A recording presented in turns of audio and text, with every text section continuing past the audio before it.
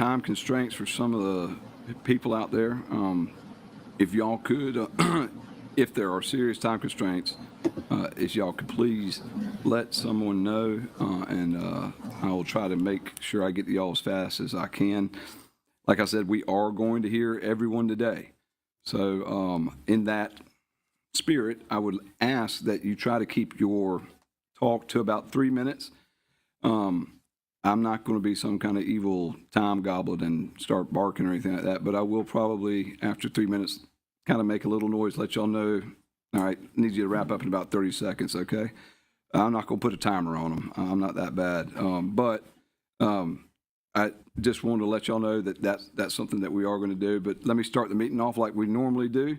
I get to say good morning and welcome to the Jay's General Law Subcommittee. As a reminder, SCETV is here today providing internet streaming. Also, archived videos are posted online.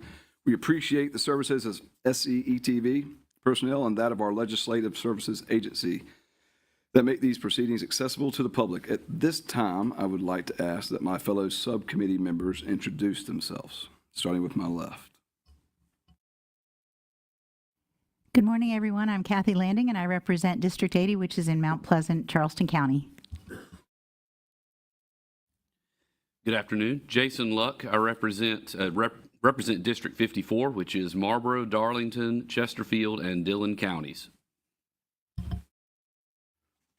Also on the committee, John McCravey and Rosalind Henderson Myers.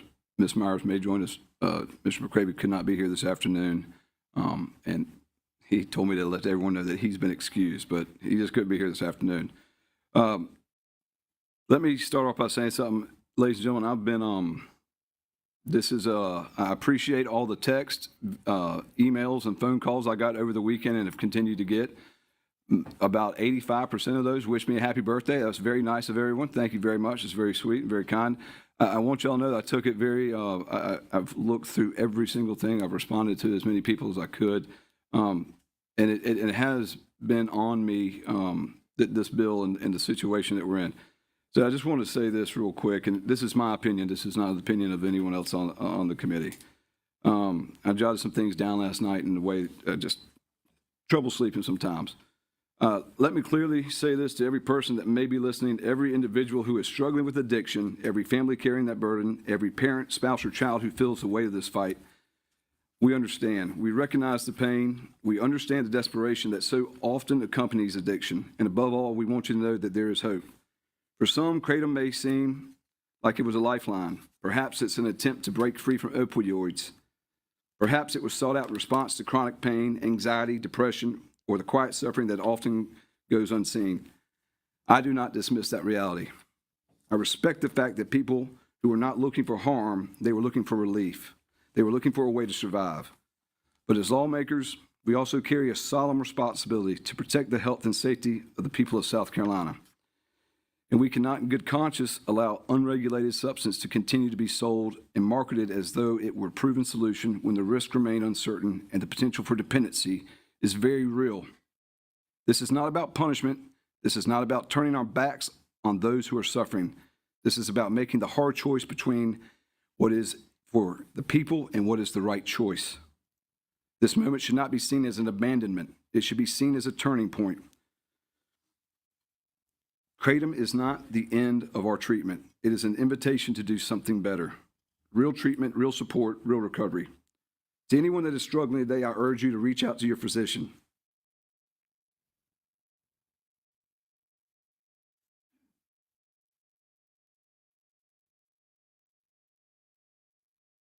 Speak with a licensed counselor and contact your support groups in your community. Excuse me. Recovery is not easy. It requires courage, honesty, and often it requires help from others. Because true recovery does not merely replace one dependency with another. True recovery addresses the deeper wound, the pain, the trauma, the loneliness, and the mental health struggles that often lie beneath addiction. Every South Carolinian deserves more than dependency. They deserve healing, they deserve dignity, and they deserve a real path forward. So today, sorry guys, I ask that this action not be viewed as a loss, but as a call to seek a lasting and helpful and lasting hope. You are not alone. Help is available. Having said that, I'm going to call our first speaker. And it looks like it's Wendy Crawley. Is Wendy here?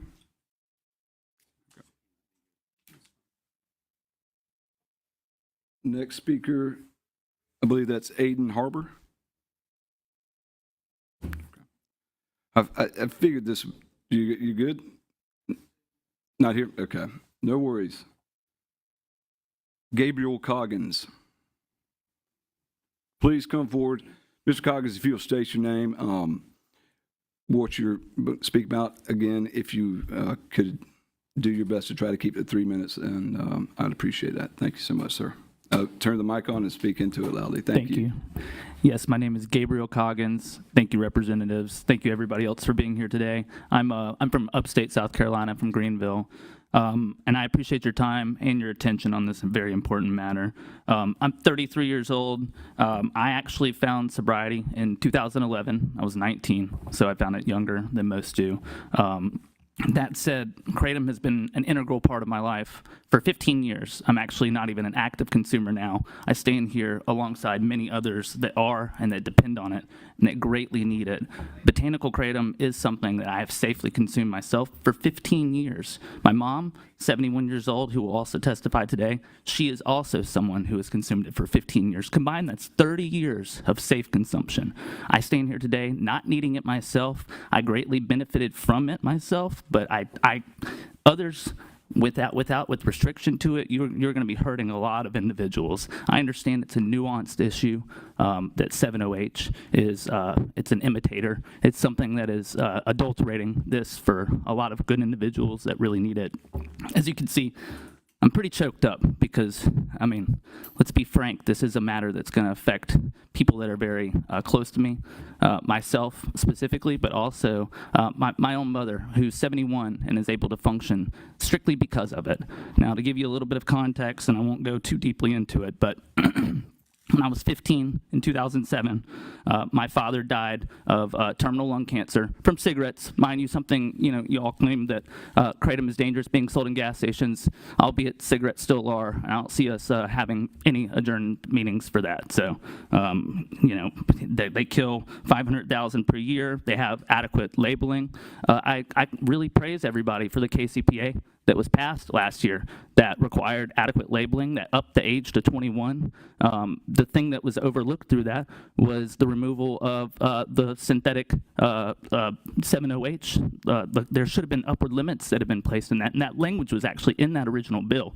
So I have no idea why that was removed. You could have protected consumers that consume botanical kratom and have safely done so for years, while still providing continued access and also removing this dangerous substance off the streets. You guys are not going to be solving anything with this bill. You're just simply going to be shifting it to a black market, and it's going to be replaced with something that's significantly worse, and it's going to be more adulterated, less regulated, and it's going to lead to a lot more harm. I can guarantee that. Now, I thankfully found Kratom myself early into my sobriety. I also found it early into its popularity here in the United States, well before these insidious companies came along and exploited something that was safely consumed for thousands of years in Indonesia, Malaysia, and Thailand. I stand here today to say with full experience and confidence from myself that it was absolutely essential to my continued sobriety over these years. As mentioned, I don't even need it. I had shoulder surgery last year, January of 2025, and I did not need pharmaceutical opiates. If I had to have used pharmaceutical opiates, I very well may have relapsed. I, in fact, used Kratom. That helped me mitigate my pain. It helped me manage my pain through my PT, and here I am with an operable shoulder and not on Kratom, and I'm standing before you guys and I'm speaking to you sober, coherent, and also not pining for this substance that you're claiming is so addictive that it's, that people can't get away from the grasp of it. I'm just asking for a little bit of nuance and understanding. I understand that this issue needs to be tackled. I really do praise you all for it. I think the KCPA should be amended, and I think an upward limit on the amount of 7-OH in a substance should be specifically declared. But to villainize and demonize your constituents, and I'm effectively making what my mom is going to be a criminal for consuming kratom now. So it's not only just a criminal, but one that's going to be punishable with Schedule 1 repercussions. I'm sorry, guys, that's insane. It's absolutely insane. It's a misrepresentation of what your constituents are basically begging of you. I understand that there's a lot of, that myself, as far as my depth of knowledge, is only anecdotal and personal, but I stand here. Let's try to wrap up. Okay. sorry. Well, I stand here before you saying I have 15 years of personal experience, 30 combined with my mother. So please take that to heart. Please take everybody's personal testimonial today to heart, and consider maybe not one of these other extremes. It doesn't have to be no ban or complete ban. There is some nuance that can be held. But thank you, guys. Thank you very much. Any questions from the committee members? Thank you, sir.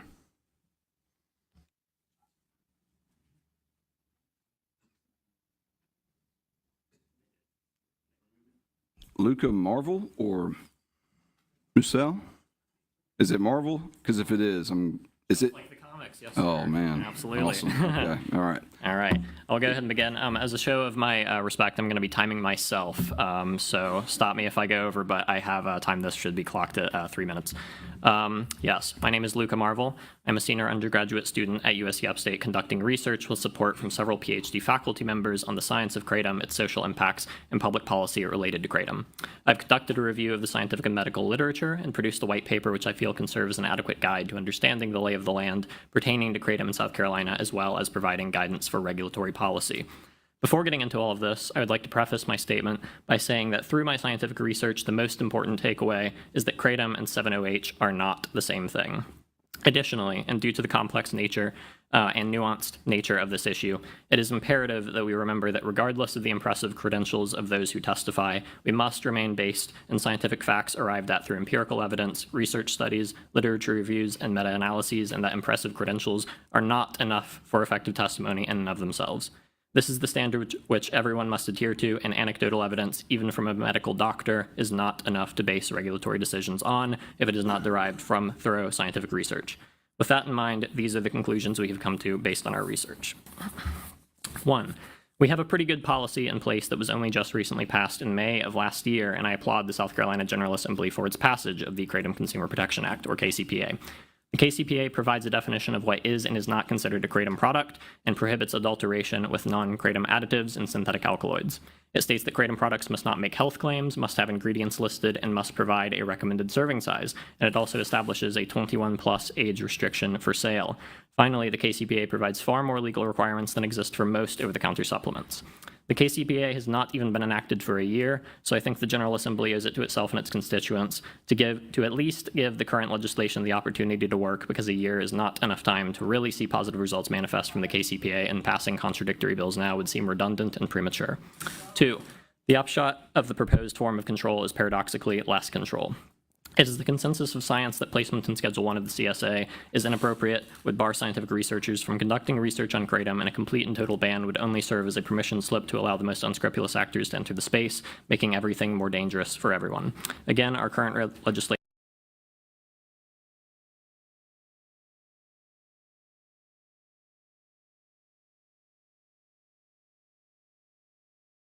has not been found to be harmful, but the unregulated market has a good chance of producing things that will be. It is the consensus of science that there is no public health threat from kratom. Kratom is not just another opioid, as it works on a variety of receptors and only partially activates the mu opioid receptor. Kratom is well tolerated and used by individuals, leading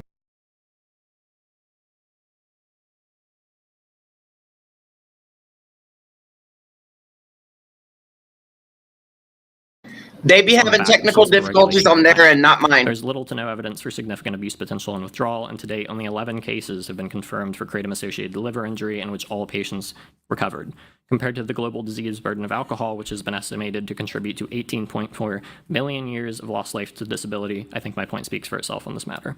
There's also no scientific evidence to support a causal relationship between the ingestion of kratom and seizures, and there's insufficient evidence to confirm that even one death can be causally attributed to kratom to date. Importantly, South Carolina is a state that does not require autopsies or postmortem toxicology reports, and kratom and 7-OH are often confused in postmortem investigations, and kratom-associated deaths are, by definition, not causal, and as such, it is premature to make claims about kratom's or 7-OH's role in deaths in the absence of any rigorous investigations into these matters, and I will wrap this up. Thus, it cannot be said that kratom represents a significant threat to public health, or even a minor one, and placement in Schedule I has no support from the scientific community and is a tacit admission by the state that it is abdicating its responsibility to provide legally permissible, civilly accountable, and administratively liable regulations, which are the responsibility of governments in order to keep the public safe. Schedule I does nothing to limit access to people who want access and makes everything more dangerous. Again, current regulation preserves personal freedom whilst reducing potential public harms, things which the government should aim to do in general, and if we would like to keep it this way, Bills 4636 and 4641 should not advance in the legislature, and we should retain the current KCPA. Thank you for your time and attention, and I'm happy to address any questions, comments, or concerns which the subcommittee or the public might have at this time. Dr. Marvel, which is a fun thing to say. Not a doctor, but thank you. I appreciate it. Well, Mr. Marvel, Will be, hopefully. can you, since you've scientific research, so I get reports from Dr. A, bad. Reports from Dr. B, good. Report from you, neutral, natural occurring, better, right? Why is it that there's not a singular report? Why has the AMA not supported its uses? Why has it not been provided with any kind of medicinal actual use? So currently, the FDA, which is the regulatory body that speaks for the AMA, they have already been found on multiple occasions to have issued statements that have been quite premature in regards to the public health implications stemming from kratom as a newly available regulated supplement. And many of the statements made by the FDA have been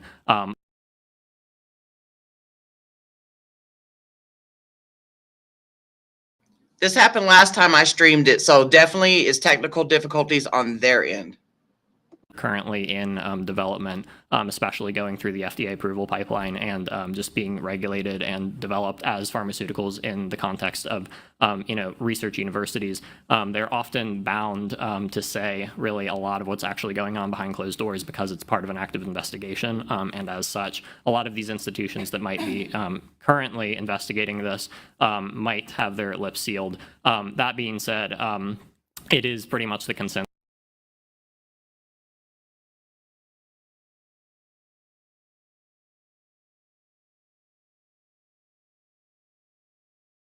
is fundamentally different in nature from that which is presented by other medical doctors because it's not based on anecdote. This is basically just a literature review of kind of the current state of the art pertaining to kratom in the United States. So hopefully that's an adequate answer.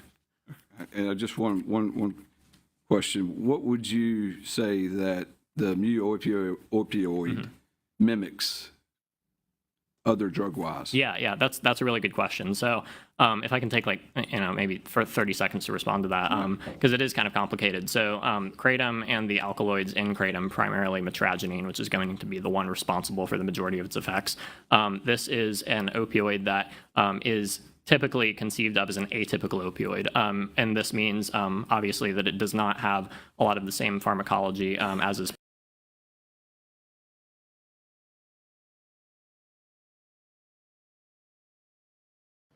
Researchers don't call it an atypical opioid, by the way, anymore. Heroin, notably. Kratom only partially activates the same receptor, in addition to also activating a variety of other receptors, these being adrenaline, serotonin, dopamine receptors, and additionally,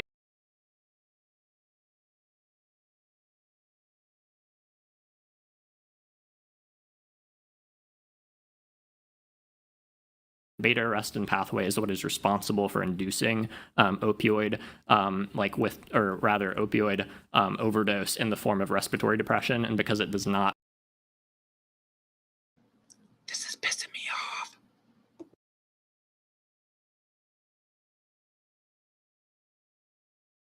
has not been demonstrated to. And that's natural botanical kratom. Now, 7-hydroxymetragenine is a completely separate issue. Thank you. That very 30 seconds in your world is very different than mine. Sorry. Yeah, But I've been another told question. So are you familiar with positive and negative behavioral contrast? Define the terms, if you could, Well, please. so as a body at homeostasis, right? Sure. Any additive that is deemed by the body to be exciting, exhilarating, would you call is called a positive behavioral contrast. The additive element, kratom in this situation, energetic, brings you up to a spirit, takes care of the pain. What happens if you take 1 milligram for 10 weeks? Do you think that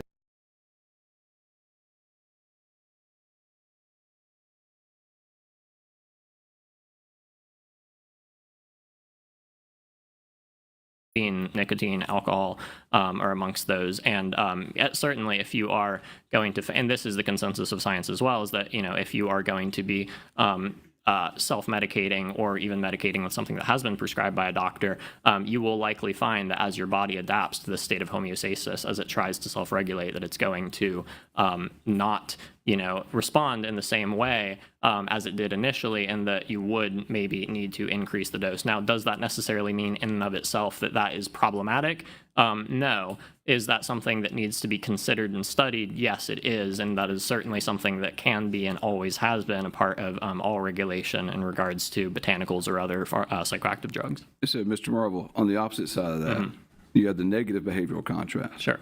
You take 1 milligram, 2 milligrams, you get up a little bit, say you get to 5 milligrams, all of a sudden you stop. Even though you try to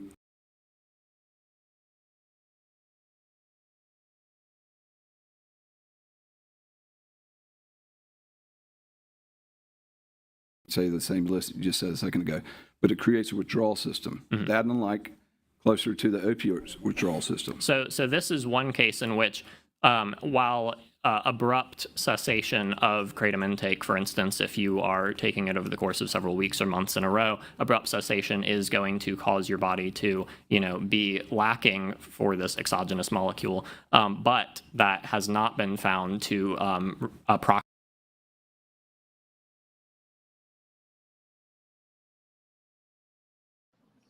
Oh my gosh.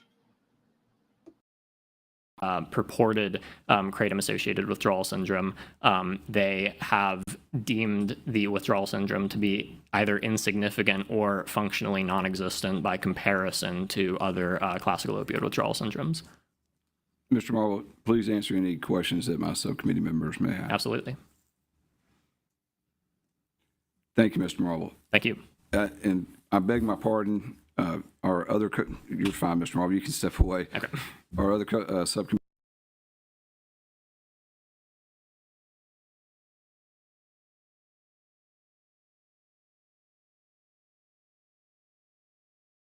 Dr. Rosalind Henderson Myers, and I'm from Spartanburg County, House District 31. Good afternoon. I'm Don Chapman, House District 8 in Anderson County. All right, so back to it. So if we could get Mr. Justin Lowe up here. Again, state your name. If you're pro bill or against, I assume. Thank you. Hi, I'm Justin Lowe. First off, thanks for doing this for us. As you can tell, it means a lot to people up here about this. I want to differentiate a little bit whether I'm pro or not. Last year, you guys passed the bill, the Kratom Consumer Protection Act, which I thought was really good, except as he mentioned, when it was originally introduced, it got rid of those extracts that seem to be causing all the problems.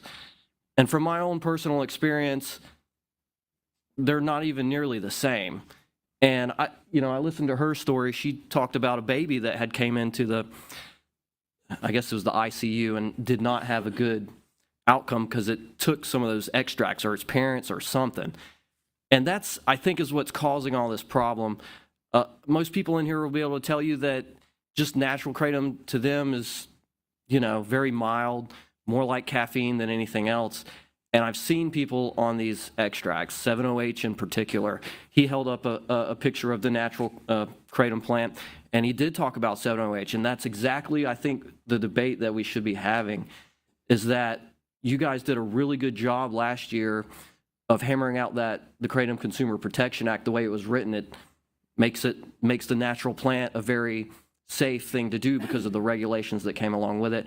But again, before it was finished, somehow someone got in there and had it took all the bumpers away from the high 7-OH mitragene kind of thing. And those pills that are parading around acting like claiming that they're kratom, they're just not the same. And it's an astronomical difference. And if it were up to me, I'd say you would keep the bill that you currently have. I think y'all did a really good job on that.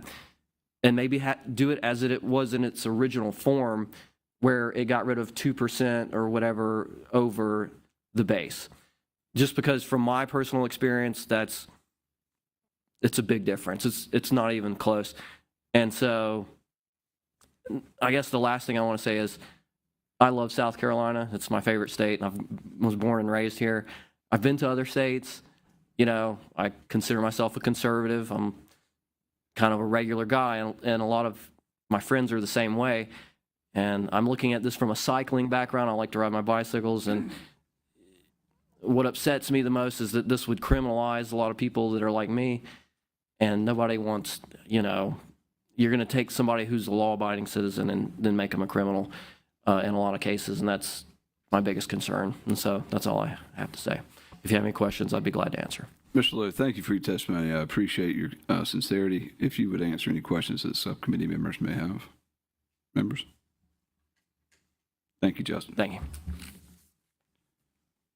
you. Ian Waters?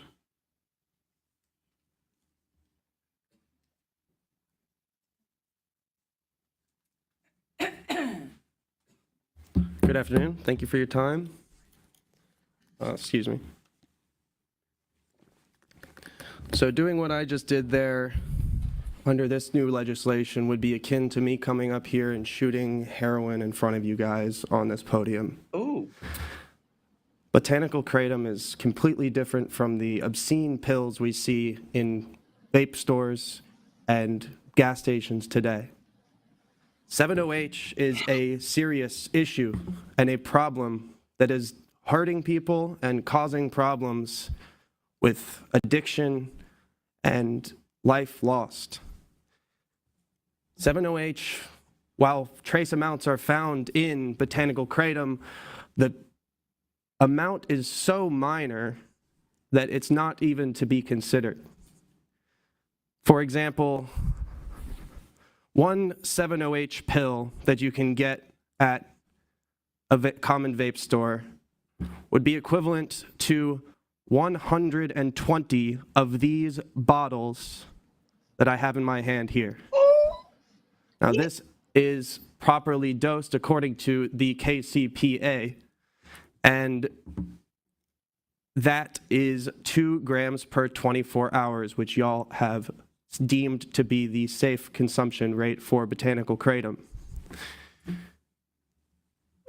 To get the equivalent amount of 7-OH from botanical kratom that you get in a 120 milligram pill that you can get at any vape store, you would have to consume a kilogram of botanical kratom powder. This is obviously not something anybody can do, consuming essentially a flour-textured substance, a whole kilogram of it. Talking about these terms synonymously is silly. And I know you guys are smart people. You guys have great credentials. And y'all want to do what's best for the South Carolinian people, especially when lives are at stake. 7-OH costs lives, and 7-OH should be banned. There's no room for 7-OH in this discussion. 7-OH companies have falsely piggybacked off of kratom, the name and known botanical kratom, to sell opioids to children. And they are not the same. To give an example about the amount of 7-OH found per weight, it is 0.114% of kratom per weight. Bananas, 0.2% alcohol. Nobody's saying fruit should be regulated as hard liquor. Lumping these together is exactly what the industry of 7-OH would like to happen, because kratom is, for the most part, especially, definitely, when consumed within the parameters of the KCPA, a safe substance that, while addictive, is no worse than consuming alcohol, caffeine, or nicotine. The KCPA was great legislation that I think everyone in here will get behind, because kratom deserves to be treated as an adult supplement. Mr. Waters? Yes, sir.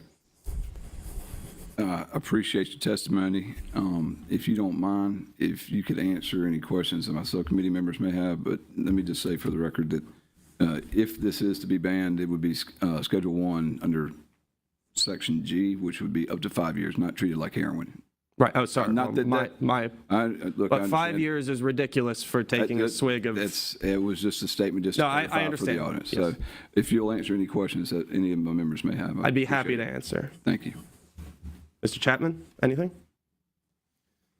Thank you, Mr. Waters. I'm We're not good. a And he can't, subcommittee he's not on member. the Oh, you're not I'm not- allowed to. Oh, I'm sorry. Sorry, My it's okay. apologies. I'm an LCI. I'm just. My apologies.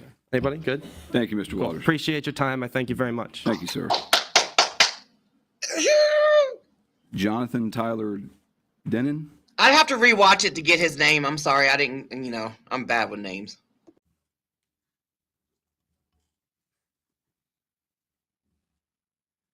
Thank you, sir. If you could state your name and speak loudly, I'm happy to hear you. Alrighty. My name is Jonathan Tyler Denon. This can be real quick. I don't have much. I was a heroin addict for 7.5 years. I've been clean for almost 8 years now. But that last 3.5 years was Suboxone, which basically government's heroin. Same thing. If I had known about kratom at the time, I had no idea.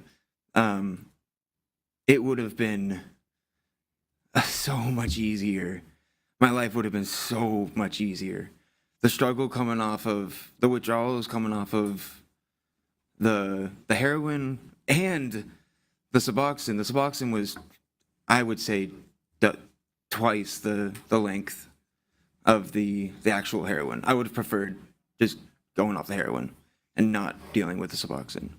If I had known about the kratom, it would have seriously helped me get back to a normal life. That's all I have. That's it. Any questions? Jonathan, I appreciate your willingness to testify. It takes very strong people to come up to a committee like this, admit that they had a problem with addiction, especially a heroin addiction, and also to talk about the methadone as well.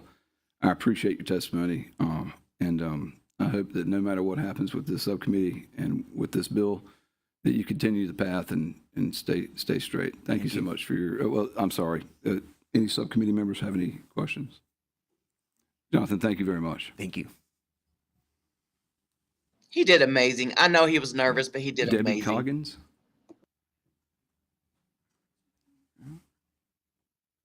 Nope, here she comes. Ms. Coggins, if you could try your best to speak loudly, and happy to hear from you today. Okay, thank you. You can pull that mic down too. It'll be a little bit better for you. There you go. Thank you.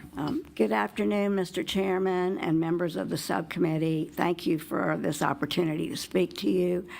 My name's Debbie Coggins, and I'm 71 years old from Greenville. I am a former smoker, and like many people my age, I live with chronic pain. I've also experienced the loss of my husband and my father to lung cancer, so I do take my health very seriously. I'm here today because kratom has made a meaningful difference in my life.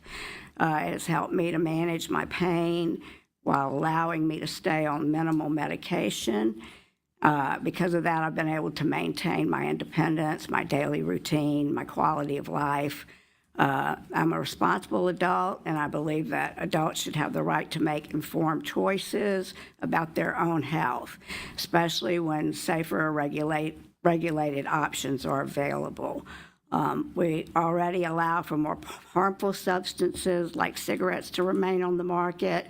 It doesn't make sense to ban something that is helping people like myself and a lot of other people live fuller lives. Instead of the ban, I strongly support reasonable kratom regulation, like the Kratom Consumer Protection Act. I commend all of you lawmakers for passing this bill last year. I think you're definitely on the right track, but you could have gone further with the banning the synthetics and the extracts. But I think the kratom leaf is safe and should be available as a tool that will help myself and many others stay active, engaged, and have a positive functioning member of the society. Please consider people like me when you make your decisions. I respectfully ask you to oppose this bill and support regulation instead of prohibition. Thank you for your time.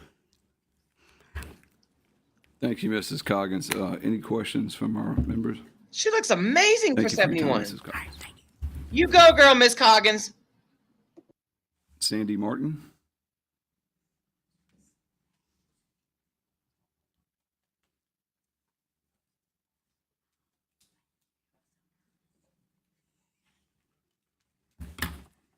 Good afternoon. Can you hear me okay? Okay. I wanted to thank the committee and Chairman, sir, for allowing us to come out here today. My name is Sandy Martin, and I am in opposition of the bill at hand.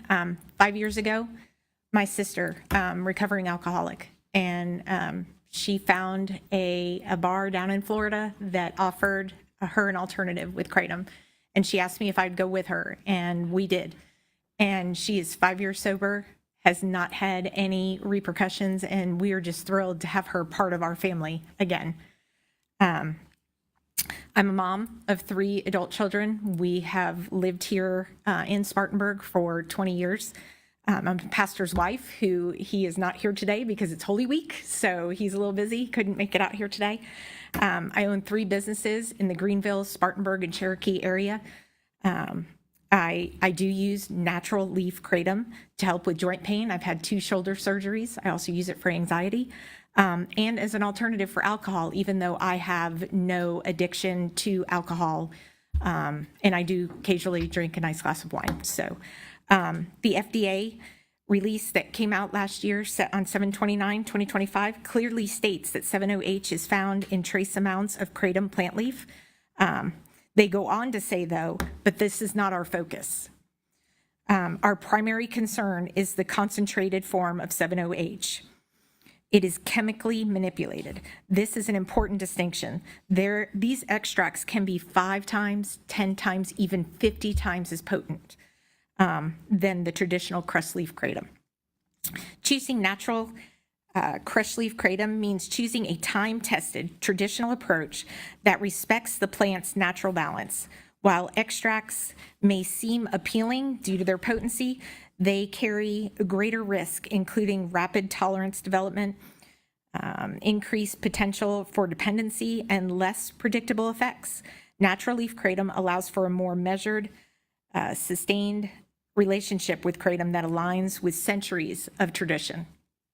The CDC report that came out yesterday states that as the FDA moves to regulate 7-OH, but not natural kratom leaf. I'm a big fan of the state, obviously. I am a big fan of regulation, even banning 7-OH at a state or a federal level. I'm just asking that you don't take away our right to choose as adults who are making adult decisions, educated decisions for ourselves. That's all I have. Can I answer any questions from y'all? Ms. Martin, thank you so much. Love Spartanburg, went to Walford. Also love preachers. Got a grandfather that was one, and we all love preachers. We all need them too. Thank you so much for your testimony. I very much appreciate it. If you could answer any questions that my subcommittee members may have, members. Thank you all. Thank you for your testimony. These freaking Joseph McElveen. here.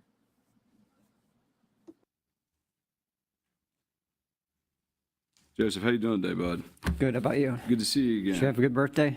I did. Yeah, for the audience out here, that I saw Joseph after our subcommittee meeting last week, and I spoke with him and told him to make sure to get back up here so we could hear from him. Good to see you, Joseph. You as well. And I appreciate your caveat that you added at the beginning, because I'm here on. Sorry. I'm here on behalf of so many people who didn't make it. I'm a former heroin addict myself. I was an IV user of fentanyl and heroin, and about 9 years ago, 7-OH and kratom, both, I want to make that distinction, saved my life.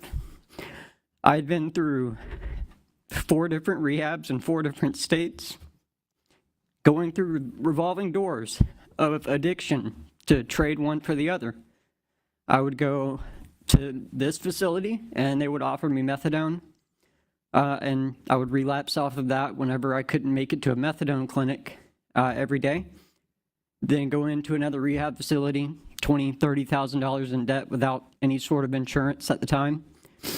And I would get put on Suboxone, which eventually gave me the bone density of a 70-year-old. There's an active lawsuit on Suboxone. The thing that these doctors who testified the week earlier are telling people to get off of kratom and 7-OH to get onto Suboxone. Right now, there's an active class action lawsuit for Suboxone that is causing people's teeth and their bone density to deteriorate at exorbitant levels. I wanted to make that publicly known because it is a dangerous drug. This isn't like a safe alternative to what they call maintenance programs and rehabilitation. Yeah, there are addictive properties to 7-OH and kratom, just like there are cigarettes, alcohol, heroin, and all of these substances that a lot of us take because there's underlying issues and societal problems that a lot of us can't cope with. Out of all of my friends that I went to high school with and drank, did drugs with and stuff, I'm the only one alive. And I don't see this urgency for all of the other opiates that have affected our country. And excuse me for being skeptical, but I do not want to trust the same pharmaceutical companies and doctors who handed it to me like candy. The first opiate I ever had, I was 17 years old. I broke my shin playing soccer. That doctor not once told me, here are the adverse effects. This was circa 2008, around that time. And I promise I'll wrap it up eventually. I just want to give people safe alternatives and at the very least, give us time to do research on this. Because it is, whether I don't have statistics or anything to show you, but it is making a significant difference in people's lives. 10 years ago, I was shooting a needle in my arm on the side of the road, not a place to stay. And I thank God every day that now I'm sober. I'm going to be married next February. I might have a little one on the way. We'll see after today. She's at the doctor. So I wouldn't have had that opportunity. If a ban like this would have gone into place, I don't think I'd be standing here talking to you. And I just wanted to make that known. People before me have done incredible jobs showing you guys studies and stuff. I mean, I've got a docket here. I was working with somebody that just shows that a lot of the fatalities. Man, we were doing just fine without technical difficulties, man. Painting this as the demon rather than looking at the overarching issue. A lot of those fatalities, which I'm not saying all of them, but a lot of them had a combination of something that added to the respiratory depressant.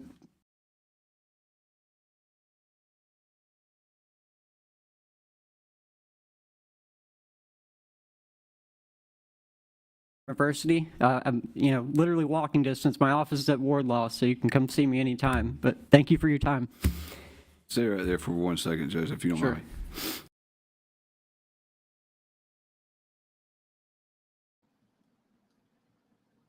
It's not technical difficulties on my end, you guys. This happened last week. Thank you.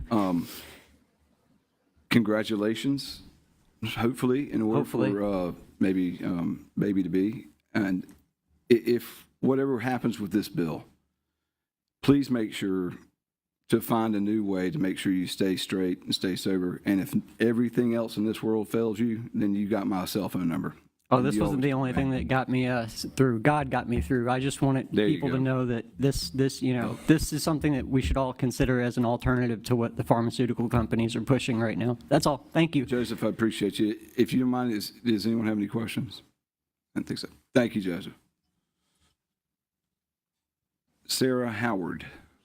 God could put kratom on this earth, FYI. She's not here. Porter Martin.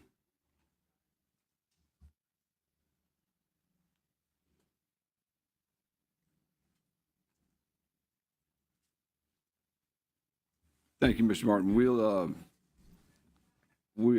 Excuse me, hearing other things. If you don't mind stating your name and speak loudly, try to keep it to about 3 minutes. Everyone's done a great job. Thank you all very much. Absolutely. Good afternoon to you all. I want to thank all the committee members and the chairman for hearing everybody today. They've done a great job bringing all of their stories and testimonies. My name is Porter Martin. I'm here to oppose the 4641 kratom ban. I'm here today because I've seen the effects of natural crushed leaf kratom help family members, close and new friends, with their pain, their mental and physical health, and even using it as a tool for work for an energy or mental boost.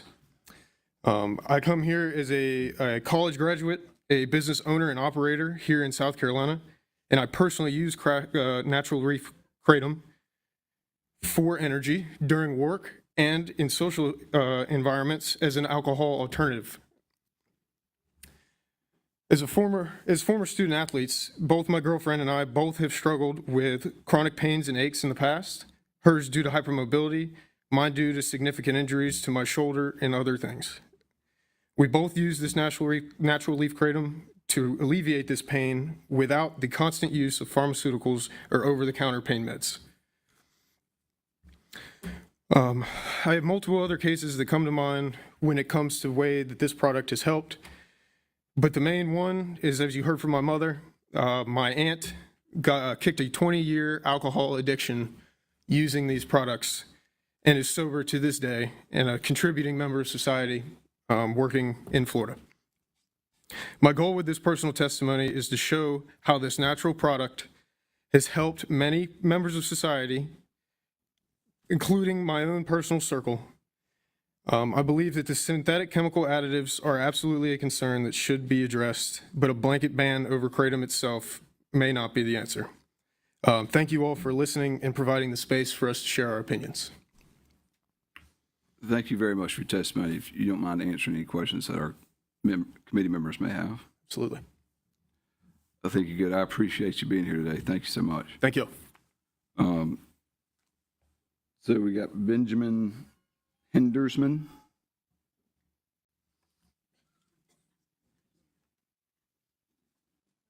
Do we have any of the medical experts here today that can talk to us since we're hearing about the natural kratom as opposed to the synthetic? We heard from some last time. I don't know if there are any other medical experts here today.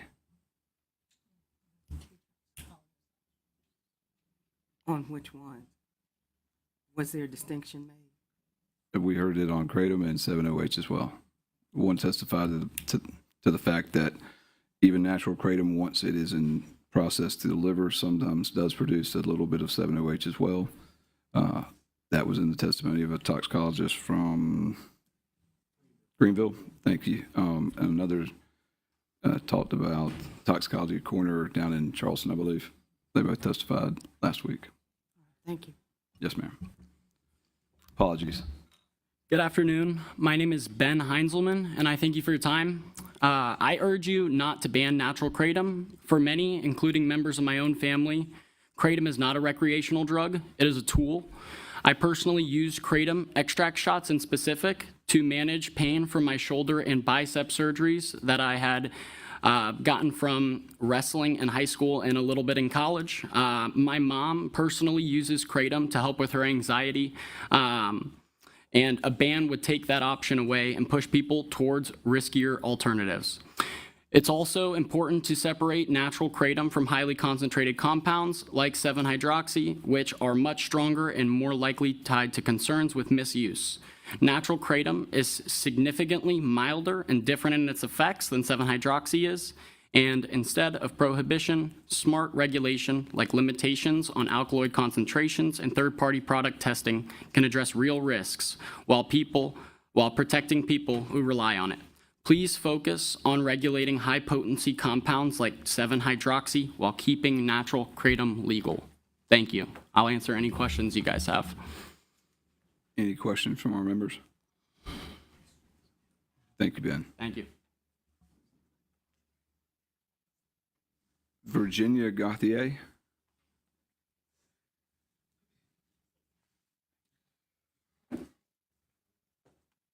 Well, Miss Virginia, we got you up here faster than I thought. So that's good.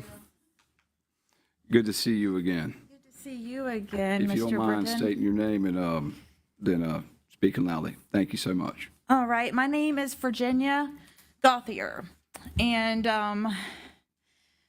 I'm here today because I strongly oppose this bill to ban kratom. I have a kratom shop, so I moved to Columbia, I guess it was back in 2018, and I started working for a guy from Augusta who had he had just started a kratom shop. I started running it for him. Well, I eventually bought it from him 3 years later, and it became my shop, and it's something I'm really passionate about. I was born into a world of alcoholism and addiction. Both my parents and my brother are not here with us today due to the opiates that were prescribed in the 90s, like candy, given to my mom and my dad. And then they got a divorce. And then, of course, I remember going to school one day. I had a headache. I was in 7th grade. Told my mom I have a headache. She reached down and she gave me a Percocet. 7th grade.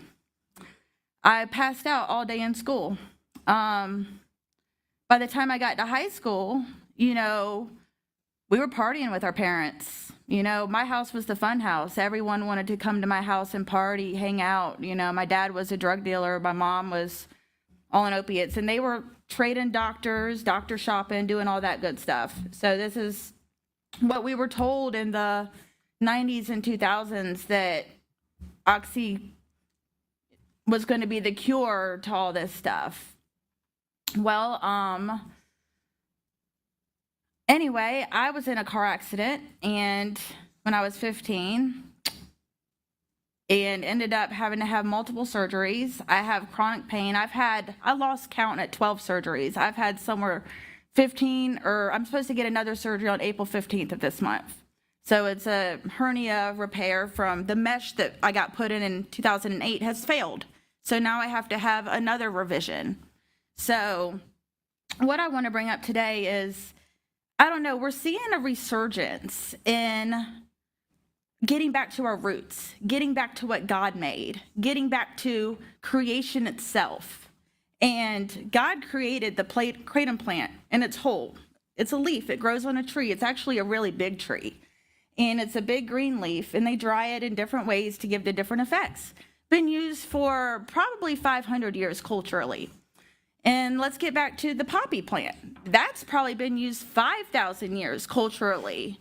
And it was all these years and years, everyone was using it fine culturally.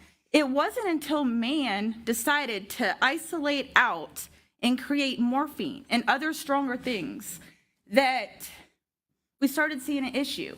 Look through history, China did not even ban the import or export of the poppy. They didn't start even looking into it until the 1700s. And yet we've got records going back to Hippocrates, older than we have, where people were using natural plant-based methods. Nature designs it perfectly. God knows what he is doing when he designs something. They design it with balance. You ask anyone that takes natural kratom, it has a built-in mechanism in it to where you can't take too much. You'll throw up. You'll feel like crap. You won't ever do it again. If you accidentally take too much kratom, you will feel like SHIT. And trust me, you will pay much more attention next time. where we're coming with all these issues, and we're seeing it in modern medicine now. It's people are taking stuff and they're isolating it. They're breaking it down into nitty-bitty little pieces, and we are not realizing that everything works as a whole and everything has a domino effect. And now we're seeing all these major problems throughout all of our industrial medical system. Like, we have major problems. No one is happy anymore. Everyone is depressed. We have record suicide rates. We have kids killing themselves, for Christ's sakes. Why are we going to take away a tool some people have found that God has created? We need to stop dividing up everything into little pieces so people can patent it and own it and profit off of it. The greed. I'm sick of the greed. Can we please have one state in this nation that is done with the greed and the corruption and the profiteering and the patenting, you know? Let's protect creation itself. Let's get the bad actors who are taking the kratom plant and chopping it up into itty-bitty pieces and making it something it was never supposed to be. All right, take a breath. Do you mind wrapping up for just give you about 10 more seconds, let you wrap up? Be perfect, okay? Does that sound good? Yeah, that does. All right, thank you. So, but no, I'm very passionate about it. And because I've been through that road. I was in pain management for 10 years. And I got to where I literally felt like I had no soul, you know? It wasn't until I got back to my roots, the truth of what God has given us, everything we need. We don't need to mess with it. No one needs to own things. I appreciate But we need regulations. Okay, yes, and ma'am. kratom. I appreciate your passionate for kratom and for Mother Earth creation, God's nature, God's plants. I appreciate all that. Answer that. Short-term effects we see, you know, we see what the benefits are, but we don't know what the long-term effects of this plant, natural or with 7-OH. Correct. So we do have a duty here to make sure that we protect South Carolina as best we can. But it's my right. If I want to use a plant God created, that should be my right. You know, as a human born who incarnated on this earth, that should be my right. Well, you know what? I'd hate to say I disagree with you because you're such a lovely lady, but unfortunately, that once we make laws of the land, that's what will rule here. Now, we all answer a higher purpose one day, right? Correct? Exactly. Right? So, but as for this meeting today, I understand and I appreciate your passion for the natural movement. And if you have a second or two, if there are any questions from my members you don't mind answering. Mr. Luck, Representative Luck. Yes. Thank you. You're welcome. Sorry. Pollen's still out there. Do I understand it correctly? You run a store here in Columbia? I do, yeah. And I'm going to send an email to the whole house and invite people to come by and they can see how I do things and how we do things there. And we are honest. We don't gatekeep knowledge. You know, like open to any questions. I don't have anything to hide, you know? So. And, remind me, what was your opinion of the 7-OH products or the 7-OH? Yeah. So, okay, Reviews. my opinion on that. I think there is a place for it, but it needs to be very, very, very controlled. Like, I think nature gets things right. I don't think the 7-OH thing, there's a lot of bad actors and they're taking advantage. It's getting a lot of people hurt.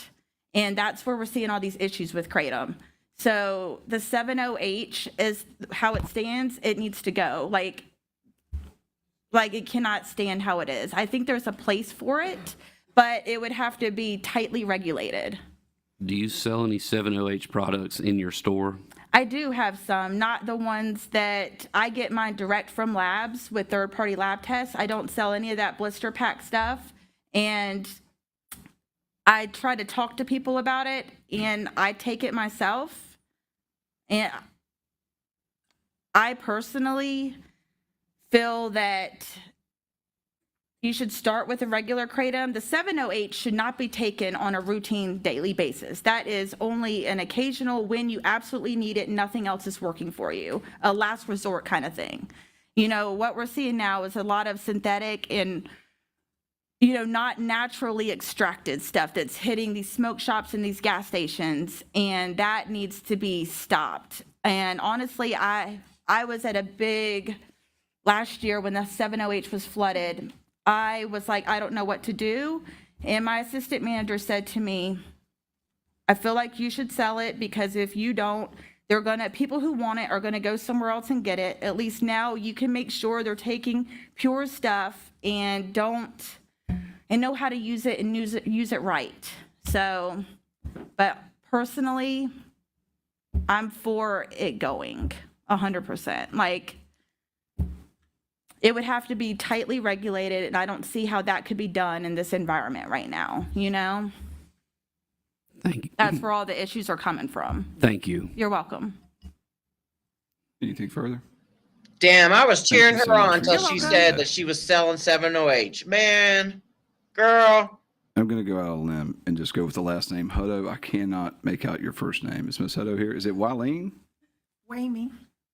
I would have never gotten close. Wamey. I know it's my grandmother's name. It's German. Miss Hutto, thank you so much for being here today. Thank you. My name is Wamey Hutto, and I'm the executive director of the Ernest E. Kennedy Center, which is the Alcohol and Drug Abuse Commission in Berkeley County. I'm one of 31 agencies across the state of South Carolina that provides prevention, intervention, and treatment services to our residents. And we're funded, we contractually go through OSIS, or formerly DAOTIS. So I wanted to be here today, and I apologize because my throat is coming and going. But I was here last week, and I felt it very important that you know what we're dealing with on a treatment, prevention, and intervention level at the local level. And we've already talked about the increasing availability in local stores. We're seeing rising youth among adults and youth. We're seeing a growing presence in our treatment settings, and we're seeing common misconceptions about natural equals safe. We're seeing it sold as powders, as we talked about, capsules, extracts, enhanced concentrated products. And I have a handout for y'all today that I can give you that is pictures from our local stores there in Berkeley County. We're seeing it produce opioid-like effects, euphoria, sedation. We're seeing it lead to tolerance, dependence, withdrawal symptoms, clinically resembling opioid use disorder that we're having to deal with locally. It's not a mild substance, as we talked about. 7OH, is we've already seen, is significantly more potent, affects vary widely by product and by dose. There's no standardization or FDA oversight. We're seeing a high risk of escalation and dependence in our treatment settings. We're seeing extremely easy access in our community. We do compliance checks. We routinely go out, take pictures, see what's available in the community. We're seeing it in all convenience stores, vape shops, tobacco shops. And we're already seeing an escalation with youth accessing vapes and the issues we've seen with that in our setting. And also they can access Kratom. We're working carefully with our law enforcement partners, and I have statements from them and the issues and the struggles they're having to deal with it. And the main thing is they've talked about a plant, many people, and a farm, but what we're seeing is no longer from a farm, it's from a lab, and it's from an unregulated lab. They're extracted, concentrated, chemically altered, stronger and more unpredictable than traditional leaf use, increased risk of adverse effects and dependence. What we've seen in the Kennedy Center, when we started noticing the issues with it, it wasn't a normal substance that we had on our drug panels, so we added that last year. And within no time, we had seen 91 of our UDSs tested positive for Kratom. Our normal drug panel, when we give someone, when they come in for treatment, has 15 substances listed on it.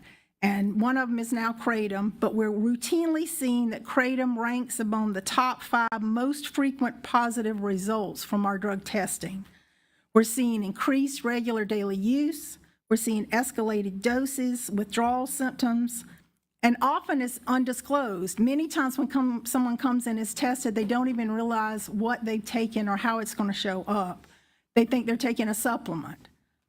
Some individuals use Kratom, as we've heard, to get off opioids, but what we're finding as they use that, then they're requiring medication-assisted treatment or other higher levels of treatment to taper off the Kratom once they come into our system. Are you freaking kidding me? The use can also delay evidence-based treatment, increase recurrence risk, complicate recovery plans. The other problem we have with our prevention side is youth always associate legal with safe. Packaging and marketing appeal, you'll see from these pictures, I mean, it appeals to our young people. It's very accessible. There's a lack of awareness among parents and educators. Our prevention systems are playing catch up. And so our key risks for youth and families we've seen is an increased risk of addiction, mental health impacts, potential for polysubstance use, and then a gateway into opioid-like dependence. What we're trying to do locally is educate parents, schools, providers. We're encouraging early screening in healthcare and behavioral health. We're supporting clear policy guidance, and that's why I felt so strongly about being up here today and coming back up here after last week. Finally, kratom is not a harmless supplement. It's already impacting our treatment and our recovery systems. Prevention, education, and policy matter, and so that's why I support this bill and are here to give that information to you, and that community awareness can reduce harm. When we saw this escalate last year, we reached out to our representative, Mark Smith, who's a co-signer of the bill, and Senator Brian Adams, and they asked us, we said we wanted to have a town hall. They participated in that town hall on January 6th. We had over 100 people in attendance. What we found through that is the support for doing something about this. We had one of our clients speak of what he's gone through. He was in recovery for 12 years and tried kratom and went back into an addiction cycle, unfortunately.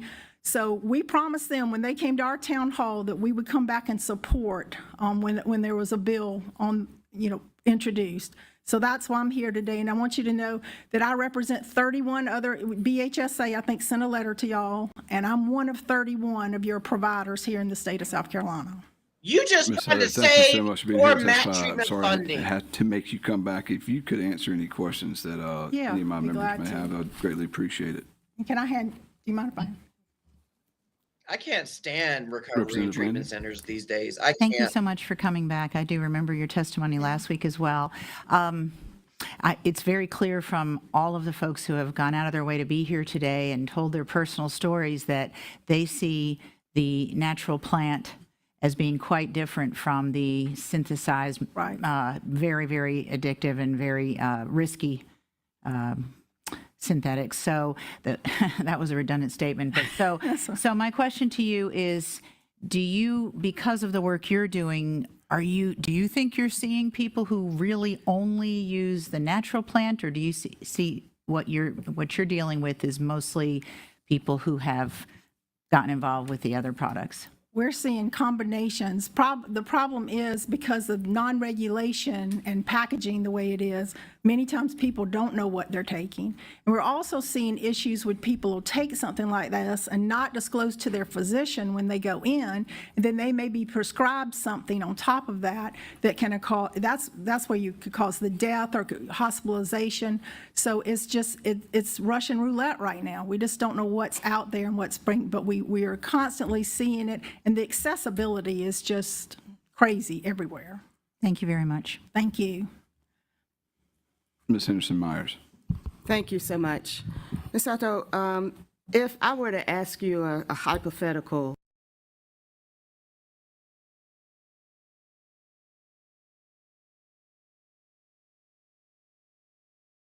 the leaf product, what would your comments be on that? That's a difficult thing to answer. I'm in support of not having kratom at all right at this point, because there's so little that we can tell the difference at a treatment level right now. So I would need more information for somebody to say that just ban 7-OH. Because they're unregulated labs, because of the packaging, I don't know that we'll know what we're getting, even if you just say 7-OH. All right, thank you. You're welcome. Girl, just say that freaking kratom is Ms. Heather, competition. Just one quick follow-up. When you admit talk that. about the distinguishing factors between natural leaf and the 7-OH, is it to your knowledge, do you know if you can identify the difference by just looking at the product? I mean, not to my knowledge. Okay. And so it'd be tough for law enforcement to be able to distinguish between the two. Say if this is to be banned, Right. I mean, the packaging is wide ranging, and I'm no professional in the packaging aspect of it. But even like the Kratom drinks, where we're sitting in some of the convenience stores, because things are sitting everywhere right now, there's been confusion, as there has been with the hemp drinks and with the Kratom drinks, when they're close to something that looks, and so much of the packaging that, if you'll see from the pictures that I provided you, attract young people, very young people, because of the way they're marketed and the way they're packaged. Thank you very much, Ms. Soto. You're welcome. Excuse me, Ms. Henderson Myers. Ms. Soto, can you remind this committee of what your background is? Yes, I'm a certified prevention specialist, but I'm the executive director of the Kennedy Center, which is the designated alcohol and drug abuse authority for Berkeley County, and that's through legislation, Act 301. Okay, and you said you were a certified what? Prevention specialist. Prevention. Yeah. Tell me about that. What does that mean? I come from the prevention of alcohol and drugs, and then I also come from the community mobilization and policy.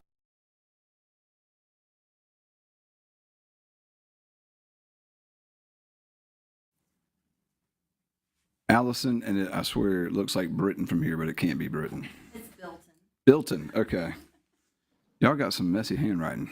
I'm saying that, I got messy handwriting too, so, you know, Should have we been a smell our own doctor. kind. Thank you so much, Ms. Bilton, for being here today. If you would speak loudly, say your first and last name for us, please. Thank you so much for a second chance to speak when we weren't heard last week. I appreciate your time and commitment to this. My name is Allison Bilton. I work for the Berkeley County Coroner. I facilitate the Berkeley County Overdose Fatality Review Board, and I facilitate the Tri-County Overdose Fatality Review Board. And I also have a seat at our child fatality reviews in Berkeley County. I have seen a lot with my reviews, and I do also do next to kin notifications at times because we do one before each review that we do. And I would like to say that in July 2025, we had 2 fatal overdoses from Kratom. I was surprised. I was not very familiar with Kratom. It was not on my radar. But because I review every overdose death in Berkeley County, and I came across the metrogyne, I believe is how you pronounce the word, Kratom death, I was paying very close attention at that part. What's coming into our community, what's new. So it was a red flag. So I started reaching out to other counties and saying, hey, are you guys seeing this? Our tri-county area would be Berkeley, Charleston, and Dorchester. And I work very closely with the Kennedy Center, which is Wamey that just spoke, and Wake Up Carolina. So I started reaching out to all of our partners. What are you seeing? What's going on? This is coming up in our toxicology.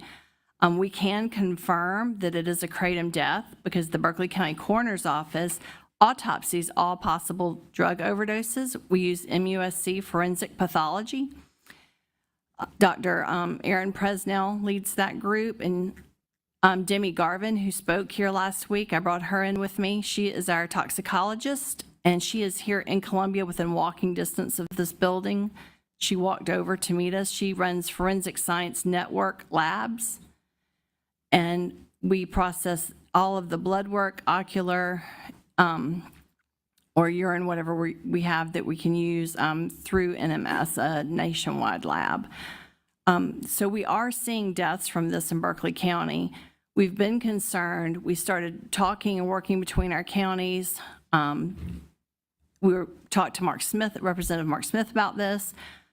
We had some irons in the fire, and we have protocol for our child fatality reviews that if EMS or law enforcement are called out and they think that a child may pass away, the coroner's office is notified so that we can be in from the beginning and not play catch up at the end. And I got a call at 7 a.m. On a Monday morning that we had a 2-year-old that had overdosed on Kratom. What? And the naloxone, which works on the opioid receptors to knock the Kratom, the opioid acting agent, off, the antagonist off. So the baby was revived with naloxone but continued overdosing. The baby was then transported to the Medical University of South Carolina. And the way I understand it from Dr. Carrie Bush was the baby had to be placed on a Narcan drip for 9 hours. The baby was in ICU and on the ventilator. This was a very serious unit, and when the parents were questioned about the capsule that the baby had ingested, the parents didn't understand the situation. They thought it was a natural mood enhancer, something that you could buy from a gas station that wouldn't be very harmful, and they just couldn't understand and wrap their minds around how a capsule was doing this to their baby. I believe that there's a lot of lack of education. People assume because you can buy it in your gas station, your vape store, and everywhere else that it's a safe product. We know that's not the case. Once this baby was put on our radar, we decided we needed to get more information, have a town hall. I attended the National Emerging Drug Trend Conference. I've attended it for the last 3 years, and it hurts my feelings whenever I'm in the main auditorium and they tell everybody that South Carolina is the gas station heroin capital of the United States. They have evidence to prove it. They know how much kratom is sold here versus everywhere else in the country. We have to get this under control. People from other states are driving here to buy it, and if you don't believe it, go to the Florida-Georgia line, go to any of our state lines where it's illegal in the next state over, and you'll see that they're selling it in gallon containers with shelves up to the ceiling, and it's a hot commodity. It's unfortunate that we are still having these discussions and that we have not been able to do something about it previously. We are seeing it now involved in our motor vehicle accidents. The toxicology reports come back from MVA where the person was under the influence of kratom. We're seeing it in almost every aspect of each type of death that we can have in our office. We're seeing it blended with drugs. Bill, if you could try to wrap up. Okay, Thank you. That's it. I'm done. So if you have any questions, please ask. Any questions from our If members? Narcan revived that 2-year-old, it was 708. Bill, thank you for being here again today. We are closing in. We got about 10 people left. John Cleveland. Here comes the guy that's going to defend 70H. Good afternoon, Chairman Britton, members of the General Laws Subcommittee. Thanks for the opportunity to testify today in opposition to H4641. My name is John Cleveland. I'm a South Carolina native, grew up here in Columbia, barred attorney in South Carolina, and served as Director of Policy and Communications for Governor McMaster from 2017 to 2021. Today I represent kratom companies and manufacturers through Holistic Alternative Recovery Trust, or HART. HART supports sensible regulation for all natural therapeutics derived from Mitragyna speciosa, or kratom. We think such regulations should, of course, endeavor to balance the ideals of protecting children and the public, while also preserving access for the tens of thousands of Palmetto State consumers who do rely on these products to manage pain, overcome addiction, reclaim their health. Last year, the General Assembly passed a good regulatory framework that we supported, implementing sensible rules surrounding the sale of kratom products, including age and labeling restrictions. As a result, at least one manufacturer actually moved its operations here, changing their position in good faith reliance on the representations of the General Assembly. With them, they brought new jobs, new capital investment. One of them has hired 200 people in Jasper County. We should not pull the rug out from under them in less than a year later. Kratom has become a bit of a controversial subject in policy circles. Where it is not controversial is among consumers. 30 million Americans take kratom products regularly for purposes like pain relief, anxiety, harm reduction. These Americans are not criminals. They are average people, and they are your constituents. For those new to this, and I was new to this about a year ago, there are 4 pharmacologically grounded classifications of kratom products. There's whole leaf kratom products, full spectrum kratom extract products, kratom alkaloid products, including isolates like mitragynine and 7-hydroxymitragynine, and blended kratom products that combine kratom with other psychoactive or bioactive ingredients like kava. An example would be the feel-free drinks you've probably seen around. No category is risk-free. Physical dependence and withdrawal symptoms can occur across all categories. particularly with high doses, frequent use, or riskier routes of administration. Importantly, though, no categories are associated with death when consumed in isolation. To the extent there are deaths associated, they are almost always the result of polydrug combinations or pre-existing conditions. For example, more than 1 million Americans have consumed 2 billion servings of single alkaloid 7-hydroxymetragine products. Yet, according to the FDA's own database, the Federal Adverse Event Reporting System, there have only been 89 associated adverse events. That's 1 out of 17 million, fewer than soap. Notably, you have a better chance of dying in an airplane crash than experiencing an adverse event from 7-OH. The chance of dying in an airplane crash is 1 in 13 million. This is 1 in 17. Again, that's 89 adverse events, many of them as minor as nausea and dizziness.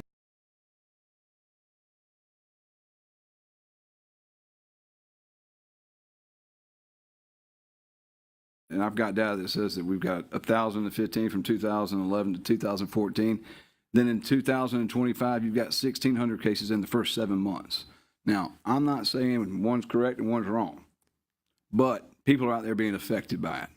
Now, I don't want to, I really do appreciate. Yes, sir. I really appreciate everyone here being testifying today, but I do not ever want to downplay the loss of any life. Absolutely not. Due to any of these kind of substances. And while I appreciate the statistical parts, I've got statistics that cover everything, and none of them say the same thing. So I understand and I appreciate that, and I really appreciate your presentation. You're doing a great job. I just wanted to make sure that I made that distinction, because we've heard a lot of numbers out here today. We've heard a lot of positive, we've heard a lot of negative. I just want to make sure that when we talk about our statistics, that statistics are drawn from various data sources, empirical. They should be empirically reviewed and circulated. 89, I've got 1,600. We just know there's people being affected by it negatively as well and positively. I just want to put that out there. Well, look, yes, sir. Thank you. There's no question. There's a lot of competing narratives out there, and it's true that federal authorities have expressed concern about kratom. There's been action on 7-OH on the FDA front.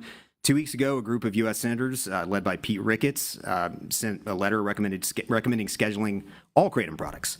It is my position that those members are misinformed and looking for a problem to solve. But the fact of the matter is that the federal government is right now, at this very moment, going through a scientific process to determine how best to regulate certain kratom products, and I think we should let that process play out. I don't think anyone else here is going to do this, so I would just like to briefly speak to the pharmacology of 7-OH, if that's okay. Yes, sir. Thank you. You have in your possession written testimony from Dr. Kirsten Smith, who at Johns Hopkins became the first scientist to conduct significant clinical research on 7-OH. Dr. Smith started out as a 7-OH skeptic, but after significant study, she came to the conclusion that 7-OH should not be considered a public health crisis, that data show no evidence of overdose deaths, respiratory depression, or widespread dependence. As Dr. Smith has explained, and I'm relaying her words here, assertions that 7-OH is more potent than morphine are false. They confuse potency with binding affinity. And logically, it makes sense that such claims are false. If that were true, we'd be seeing people flooding the hospitals, dying from it. And no one has died, as far as I can tell, from 7-OH in isolation. Again, I know there's different statistics out there. I'm going from the FDA website. So the reason for that is 7-OH, it does bind with high affinity, but it's a partial agonist, so it only partially activates the mu-opioid receptor, exhibiting extremely low intrinsic efficacy. That results in a ceiling effect on typical opioid-like outcomes. It doesn't implicate the beta-arrestin pathway, as the gentleman before me stated, which is usually responsible for respiratory depression and overdose deaths. Once it does, once you do bind that, once it's a partial binder, right, and you start off at a regulated level, that receptor becomes dulled to that. Correct? Absolutely. And so over time, there's an increase. There's a tolerance increase, yes, and sir. then, of course, and that comes with a dependency. And then with that comes withdrawal. Correct? I mean, I'm not. I'm not debating any of that. I'm not arguing with you. I hope you know that, Mr. Cleveland. I'm merely trying to explain why we haven't seen overdose deaths from this. And so I just want to make sure that we're on the same page here. I'm not. We're on the same page with you at all. But yes, sir. By the way, I have studies to back all this up. I'd be happy to share them with you. Thank you.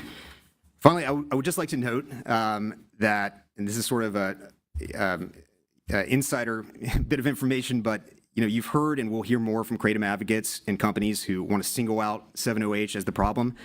Many of them are operating under the aegis of the American Kratom Association, which has made a deliberate and strategic decision to scapegoat 7-OH products to ensure their own survival. Here's all you need to know about that. Mitragynine in kratom converts to 7-OH in the body at a rate of 24%. So if you have a 100 milligram mitragynine gummy, that's about 24 milligrams of 7-OH, right? So, if kratom companies really thought 7-OH was bad, they wouldn't be selling kratom. That being said, none of these products should be banned. We just passed a regulatory bill. Let's see how it works. If you need further articulation around enforcement, we would support that. We would strengthen it further. We would support amendments that would remove kratom products from all age brick and mortars like gas stations. We can confine them to 21 and up establishments. That's a reasonable reform to protect children. In the meantime, South Carolina should maintain our leadership by being a place that rewards good faith compliance, encourages responsible businesses to invest here, and makes decisions grounded in evidence. Urge you to carry this bill over until next year. Thank you. If you don't mind, Mr. Cleveland, answer any questions that the members may have. Yes, sir. Looks like none. Mr. Cleveland, thank you so much. Thank you very much. I can't with All right, the so mic industry. one of our members has to leave at 2, so I'm going to try to emphasize being here, getting through these a little quicker, but y'all are doing a great job. Tom Beckham.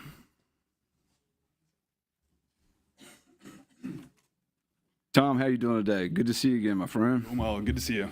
Thank you. If you don't mind speaking which side you're on and stating your name for the record. Absolutely. So my name is Tom Beckham, and I oppose this bill as currently written. I'm the owner of a kratom alkaloid contract manufacturing company. John actually mentioned my company a moment ago. When South Carolina passed its kratom consumer protection framework last year, my company took notice. We made the decision to move our manufacturing operations to South Carolina directly because of the regulatory clarity that this legislature demonstrated. We currently employ over 140 people in South Carolina, and we're on track to employ 200 people before the end of the year. That investment in those jobs are a direct result of this state choosing smart regulation over prohibition. This bill would put my company out of business. The science supports this industry's safety profile. Dr. Edward Boyer submitted written testimony to this committee on the safety profile of both kratom and of 7-OH. I urge each committee member to review that testimony. Dr. Boyer is a tenured professor at Ohio State, attending toxicologist at Nationwide Children's Hospital, and staff toxicologist at the Central Ohio Poison Control Center. He's a former Harvard Medical School professor, an NIH-funded principal investigator for over 25 years, and a 2018 Fulbright Scholar to Malaysia to study kratom.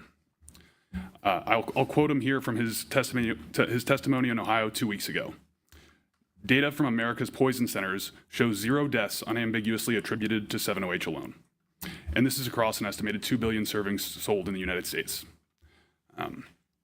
Meanwhile, according to CDC data, national overdoses, and this is overdoses as a whole, not related to kratom, but for any substance in its entirety, have fallen nearly 50% from their peak in June of 2023 during the same time period that kratom and 7-OH have remained available on the regulated market. You may have heard some alarming figures like poison control calls related to kratom increased 1,200% over the past decade. That figure leaves out vital context. In 2025,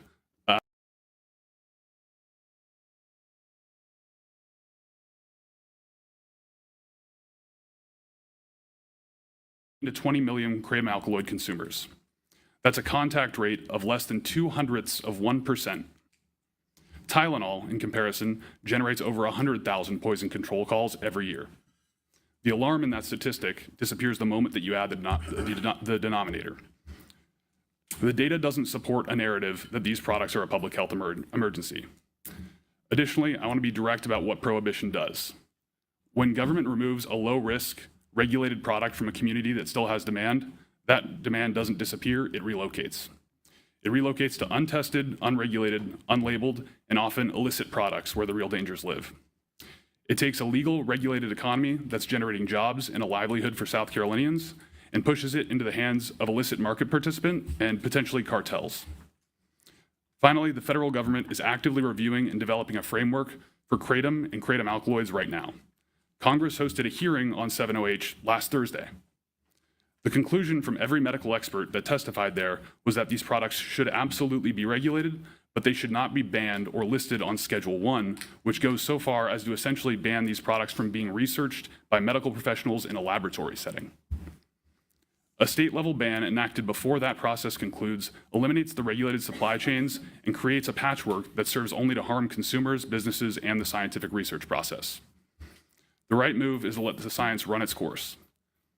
We're an industry that actively welcomes and is proactively seeking regulation. South Carolina's existing law is consistent with where federal regulation is heading. Several people have talked about how synthetic 7-OH is the problem. Well, last year's bill already banned synthetic alkaloids. They're not legal in South Carolina. The current framework protects minors by age gating the product. It requires third-party testing, and it mandates accurate labeling. I urge this committee to preserve last year's KCPA. The jobs, the consumers, and the science are all pointing in the same direction. Thank you. Tom, of course, we've talked before. I appreciate you here today and your testimony. Do you mind answering any questions that members may have? More than happy to. Awesome. Good. Thank you for your testimony, Tom. Thank you, everyone. So those 7-OHs that are there, Christine they're responsible for removing the cap limit from the KCPA last year. That's why he was able to move his Ms. Albert, if business you don't there. mind stating your name and if you're for or against the bill. Thank you. Yes, so my name is Kristen Albert, and I do oppose the bill. Thank you for giving me the opportunity to speak today.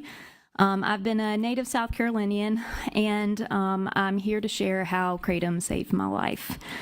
I have a serious genetic disorder called Ehlers-Danlos syndrome, or EDS. It causes constant severe joint instability and frequent joint dislocations. Most people experience a dislocation only during major trauma.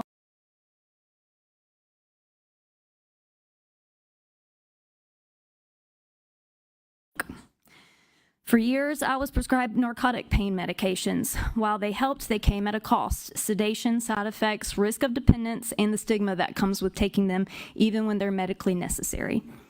About 8 years ago, I lost my health insurance and with it my access to pain management. By that time, my health had already been declining. I had dislocated 2 ribs that never returned to place, leaving me nearly bedbound for years due to constant pain and reduced lung capacity. At that point, I didn't really. It's technical difficulties on their end, so I'm sorry about this. It's not on my end. And Kratom gave me my life back. It didn't eliminate my pain the way that prescription narcotics did, but it reduced it enough for me to start rebuilding. I was able to begin physical therapy again, strengthening my muscles to compensate for my condition. Within a year, I was no longer bedbound. I went from working remotely in bed to holding an in-person job. I completed my master's degree in music education. I became a more active, present mother. I rejoined society. Today, I work 30 hours a week in a physically demanding job. I am a student at USC preparing for medical school to study my condition, and I'm also the executive director of a nonprofit supporting Ehlers-Danlos patients across the state of South Carolina. None of this would have been possible without Kratom. Now, I want to address the legal standard being considered here. Schedule 1 classification specifically means that a substance has no accepted medical use and a high potential for abuse. But like me and a lot of other people that have testified today, we feel that this doesn't really reflect reality. A Johns Hopkins study of over 2,800 Kratom users found that the vast majority used it for pain relief, anxiety, depression, or to reduce opioid dependence. Importantly, the study found relatively low rates of severe adverse effects and low indicators of abuse potential. The lead researcher, Dr. Albert Garcia Ramo, concluded that Kratom does not fit the criteria for the Schedule 1 and warned that banning it could drive people back to prescription opioids or illicit drugs like heroin and fentanyl. That is not speculation. That is a predictable public health outcome.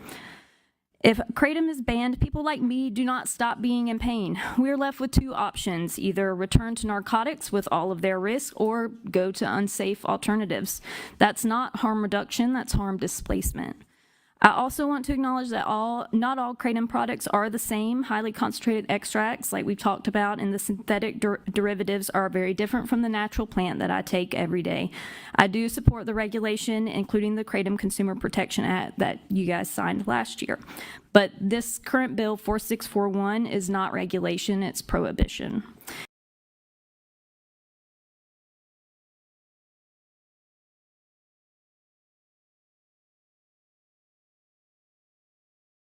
Additional research on this plant. Without kratom, there's a very real chance that I would still be bedbound or worse. The decision is not abstract for me.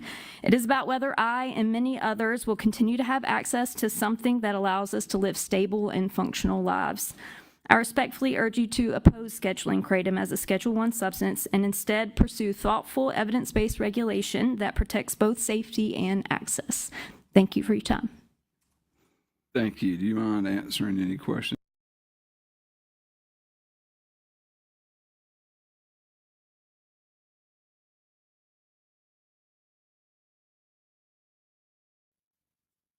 Built?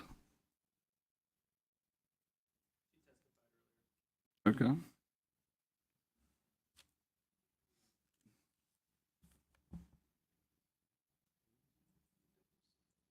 Walton. Is there a Mr. or Mrs. Walton? It starts with, I think, a D. Yes, okay, there we go. That says Hudson? Oh, Watson. Okay, that makes way more sense. Thank you, Ms. Watson. If you could state your name for the record if you're for or oppose the bill. Thank you so much. My name is Dawn Watson, and I do oppose the bill. I'm a 52-year-old small business owner and mother and grandmother of 7 grandchildren. And for 20 years, I was prescribed extremely strong narcotics. I ended up in a pain clinic, prescribed 2 forms of morphine and the methadone pill form to take, all of those together. I was a basket case. I couldn't function. I couldn't hold my head up, and I was an embarrassment to my family. They couldn't take me in public because I couldn't stay awake. I was then prescribed narcolepsy medicine because the doctor then said, oh, well, you can't stay awake. Here's something to jack you up. Then they gave me Xanax to calm me back down. Well, my husband of 19 years passed away due to an addiction that his doctor prescribed him all these pain medicines. He died in front of our children. And my sister, same. My sister's daughter, same. I was remarried, and it was my husband's mission in life to get me off of all of that stuff. He watched a PBS special on SCE TV about kratom, and it was educating it, and it was so informative, and he told me about it after lots of research, and I began taking it. I got off of everything, and I went to the pain management clinic that I was going to and told them about the kratom and told them that I was doing so good that I was weaning down off of all of the prescription pills. And the doctor looked at me and said, you know what? It's people like you that are going to put us out of business. And he was not very happy with me. I never went back, and I'm on 0 prescriptions. And I'm highly functioning, and I don't think we're comparing apples to apples when we're talking about the 2 things. But I just take natural leaf kratom. So, and that's it. Ms. Watson, thank you so much for your delightful testimony. Do you mind answering any questions that the members may have? No. And it seems like they were good. Thank you for being here today. You go, girl. Leslie Hall. No, Ms. Hall? Nope. How are you doing today? Good to see you again. If you don't mind stating your name for the record and whether you're for or against the bill, please. My name's Leslie Hall, and I'm a resident of Lexington, South Carolina, as well as a cancer survivor. Ms. Hall, you might want to scooch up just a little bit so we can hear you a little bit better. Okay, I'm sorry. My name's Leslie Hall. I'm a resident of Lexington, South Carolina. I am a cancer survivor, a stroke survivor, as well as a chronic pain warrior who has undergone 4 failed spinal surgeries and over a dozen other surgeries, including a kidney removal and open heart surgery. I live with chronic pain every day that impacts every aspect of my daily life. I'm here to speak in strong support of kratom in South Carolina. For me, kratom has been a lifeline, unlike the many narcotic medications that have been prescribed for me by my team of doctors that have left me feeling groggy, forgetful, nauseous, unable to function due to the many side effects. Kratom has allowed me to maintain a quality of life that would otherwise be impossible. It allows me to actually manage and control my pain. I do understand that some people have concerns about Kratom, but it is important to recognize that responsible, informed use is much different than abuse. For so many South Carolinians like myself, Kratom provides relief where traditional prescription medication has failed. It allows us to live with dignity, stay active, and participate within our communities without being overwhelmed by side effects. Banning Kratom would not only remove an important tool for managing pain, but would also force so many of us back onto medications that are less effective and have far more harmful side effects that require more medication to manage and make daily life almost impossible. I urge the committee today to consider the true benefits of Kratom for people like myself who suffer with chronic debilitating pain and other serious medical conditions. South Carolina has this opportunity to lead with compassion, understanding, and reason. By keeping Kratom legal, you give people like myself the ability to regain our dignity, independence, and hope. Thank you so much for your time. Ms. Hall, thank you for being here. Do you mind answering any questions that they may have? Not at all. Ms. Hall, I appreciate you being here today, and I am sorry you've had such a tough time. Thank you for your testimony. Thank you, sir. And so now we have Mr. Ben Burchell. Burchell? It's the chemist. Yes. So thank you for your time First today. of all, do you mind just stating your name, what you do, and if you're for or against the bill? Absolutely, yes. Thank you. So I'm Ben Burkle. I am a pharmacognosist. I actually graduated from the South Carolina Governor's School for Science and Mathematics in 2019. I went to Northern Michigan University and got a degree in pharmacognosy in 2022. I actually orchestrated my own novel research. That's a word I haven't heard. Do you mind explaining what a pharmacognosy? Pharmacognosy, yes. A pharmacologist or? Pharmacognosy. So it is the field of natural drug discovery. Thank you. So essentially, before the pharmaceutical drugs came to market, they were all inspired by natural medications from medicinal plants. And this is kind of the first step of the pharmaceutical drug process. Thank you for that. Well, thank you. Yeah, so I'm speaking to oppose the bill. But essentially, I have thousands of hours, not only in the pharmaceutical industry, but also in alkaloid research. And I just want to define what kratom is scientifically. Now, I think Mr. Marvel did a great job. But essentially, it is a partial agonist to the opioid receptors.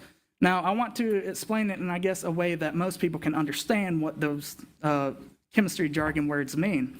But essentially, a partial agonist is kind of like, compare it to a light switch versus a dimmer switch. So a full agonist would be like a light switch. You essentially bind the ligand to the receptor, a response is induced, and it is full effect. Versus a partial agonist is more like a dimmer switch. You kind of slowly induce that response or change the confrontation or conformation of the enzyme in some way, shape, or form, or receptor site. And what's very important about that is that because it is a partial agonist, it does have a ceiling effect. So it's not a full-blown response, and you can't just keep taking more and more and more and more and expect a, I guess, better experience is what some people chase after. But anyways, I want to also describe the partial agonist to well-known medications. So the mechanism is already well-known in medicines. And one of the medicines that they use is varenicline or Chantix, which is helps people stop smoking. It's a partial agonist to the nicotinic receptor. Another great example are atypical antipsychotics. Atypical antipsychotics like Abilify, for example, with people with bipolar disorder. It's a dopaminergic partial agonism, but essentially same thing, different system. Just a quick question. You mentioned that you wouldn't have to keep compounding and adding more. That everyone contrasts to the actual receptor being overloaded and not getting the same sensation from the axium and the dendrite, correct? Once it travels down the dendrite to the receptor. So after that has been filled and that sensation is not exactly as great as it once was, you're going to need more milligrams, more of the exciting or agonist product. Is that correct? Not necessarily. I would love for you to tell me how not, because that would basically beat addiction. Correct. If you could tell me, I'm talking about addiction straight across the board. So, if you have the way to make sure that the dependency on certain drugs because of their partial agonist nature, that would go very far in a lot of pharmaceutical corporations, actually. absolutely. So, well, first of all, you got to define what addiction is exactly. So there's all right. So I'm going to let you continue, but this is I don't want to belittle the people that may have be coming off addiction by trying to define addiction. correct, and I understand the This is, I believe sensitivity this of to be that. very personal to a lot of people, and I understand Just that from you're a- supportive of it. I'm not. Excuse me.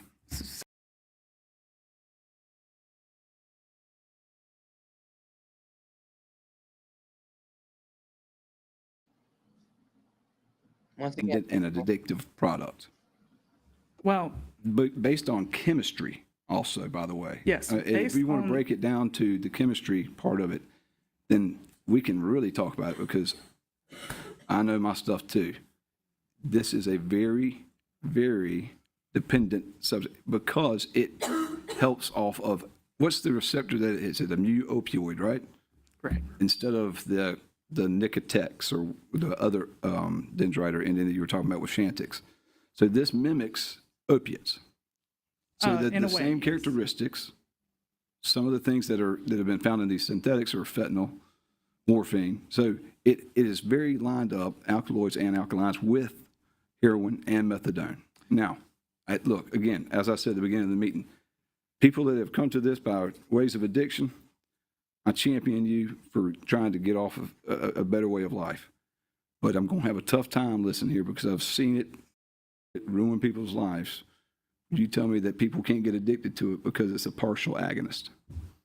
So that's not exactly what I'm saying. No, sir. Okay. So what I'm saying is it acts atypically. So you're trying to compare it to a full agonist, which is going to have a much stronger response in that neurochemical system, versus a partial agonist is not going to have that strong of a response. So it's not going to induce a feeling as strong as something as, let's say, heroin, which is the direct agonist that would essentially bring the dopamine and, all the good, feel-good neurotransmitters up in the brain. It's not going to respond in that same manner. It doesn't even have the same downstream effects. But it still has the effect. It binds to the receptor, correct? no, Partially. doesn't bind. Okay, partially. It tickles And that it. partial binding is then needed to increase over time.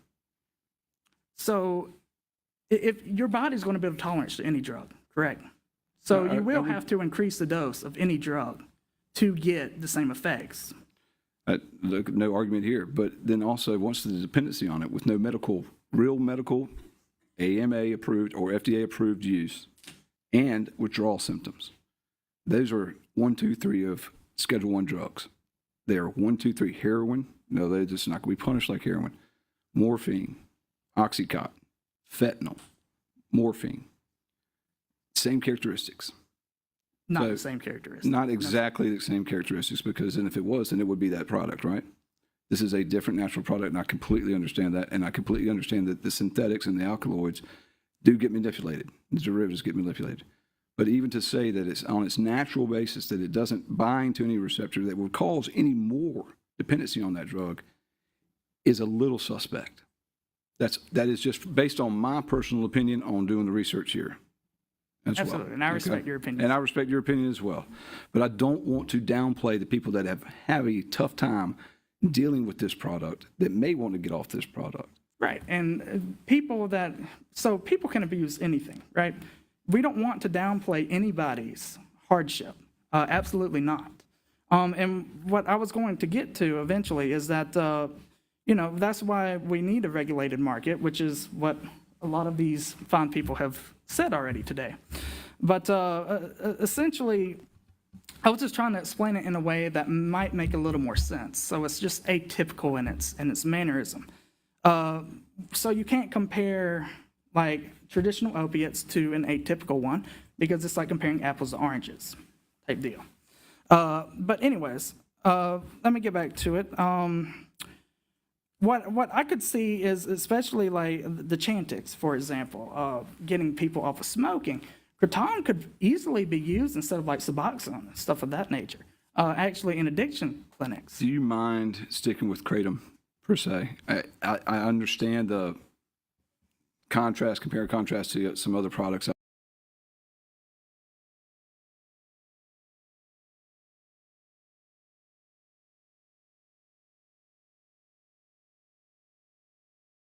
Really appreciate it. Yes, but I was saying Kratom could be used to treat addictions off of traditional opiates in the same way that these other drugs that work atypically do. But also I'd like to get to the point too, historically at least, when has prohibition ever really stopped all harm? It hasn't. I mean, look throughout history, all the way from alcohol prohibition. It has just opened up an illegal, unregulated market where bad actors can come in and actually cause more harm than good. But regardless, I just think that, and one more thing I'd like to point with the regulation point, at least, is that with regulation, see, back, 20, 30, 40 years ago, in an analytical laboratory, we did not have advanced instrumentation. It was still in its infancy stage. With today's technology and our advanced analytical instrumentation, HPLC mass spec, for example, you can actually go in and go down to the exact part per billion even of how much alkaloid is in a product or a plant matrix or anything of that nature. And you could also manipulate that, correct? So if it's a third-party analytical laboratory certified, it would be hard to get past an audit in a laboratory setting like that and alter data, if that's what you're suggesting. No, I'm not suggesting that. I'm just suggesting that any product that comes from a natural source can be derived to purport something else as well, actually the 7-OH or 7-hydroxy, right? You can derivative of the natural kratom with some of these other binding agents, taking that is causing some of the more psychoactive elements to the drug, correct? Correct. All right. And you see that throughout a lot of different medicinal plants. Yes, I definitely agree with you on that. Yes, so of course they can extract it, isolate it, purify it, and then turn it into something way worse, just as coca was turned into cocaine. Illegal. Yes, which is illegal, exactly. But I'm saying that bad actors can come in and make a perfectly fine medicinal plant a problem with these modifications to the natural profile. That's what I think I was trying to say. I think we were trying to say the same thing. Okay, I agree. gotcha.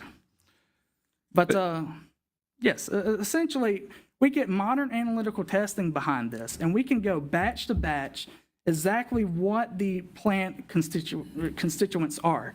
So you harvest the kratom plant, you actually dry it, you cure it, and then you prepare it for sale. You can take each batch of that and you can analytically test it down to the part per billion, exactly how much alkaloid and what different type of alkaloids are within it via analytical standards. And then you can implement that and essentially regulate the market.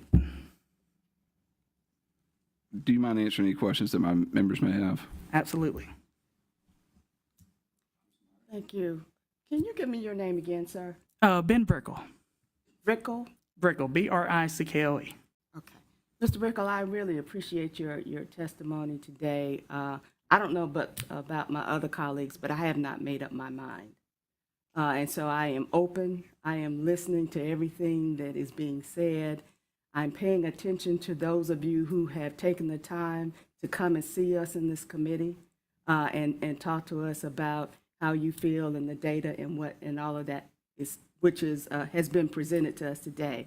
Personally, I have a PhD in health sciences, and I just don't believe that we can just go off the cuff or by personal feelings. I'm very much into data and empirical-based data. And so I appreciate the background that you bring to us and anybody else that has done so. I have not made up my mind yet, but I am going to look at what the data says. I have before me, shall I say, the committee we have before us, some data here from various doctors, from various medical schools who have weighed in on this issue.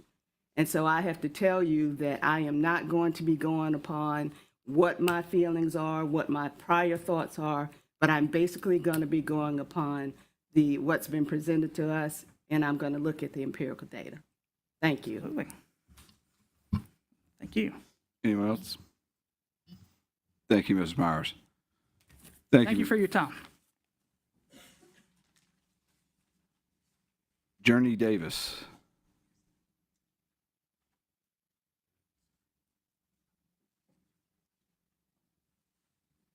So we got 3 left, and Mrs. Landing needs to be out of here by 2. So if we could try to honestly keep it to 3 minutes, and that will keep us on track. Ms. I'll make Davis. it quick. I know we're you will. hungry. Thank you so much for being here. I really thank you for being here. Hello. I'd like to start off by saying thank you guys for giving us the time today. My name is Journey Davis, and I'm an event coordinator.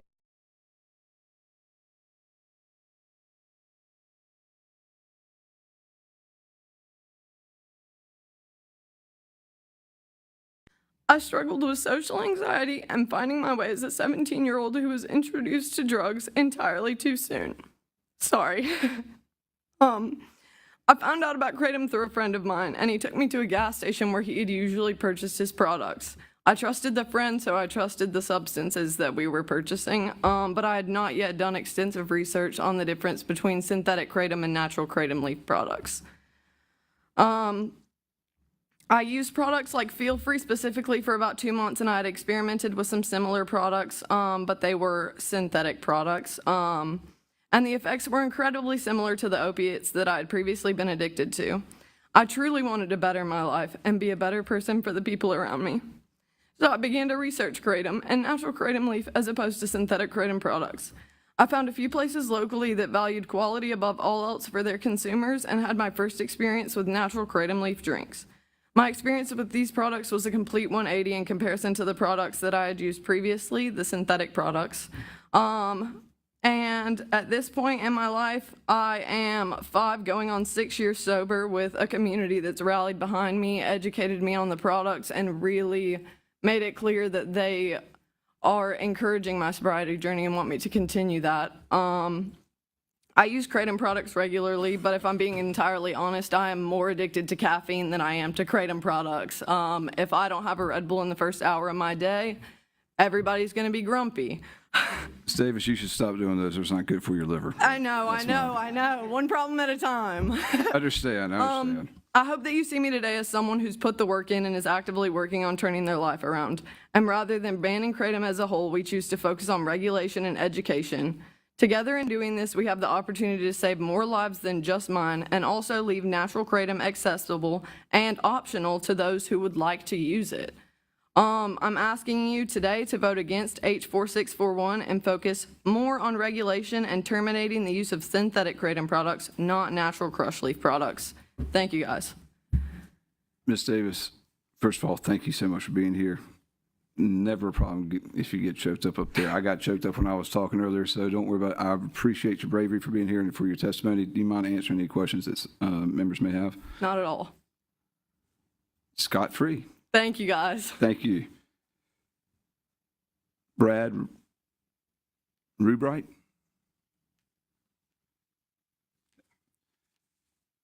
I remember. How you doing, sir? You remember me? Yes, sir. Good to see you again. And look, I understand. I'm only because Mrs. Lanning needs to kind of leave here soon. If someone else still wants to talk to me after the meeting, I'm more than willing to hear more of your testimony, if that's okay. But I should be pretty short. Perfect. Thanks so much. Yep. So I'm Brad Rubright. I'm both a consumer and a business owner in this industry. I do express my opposition to any legislation that would ban Kratom.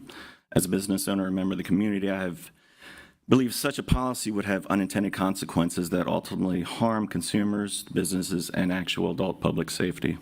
Kratom is widely used by adults as an alternative to very harmful substances, including alcohol and opioids.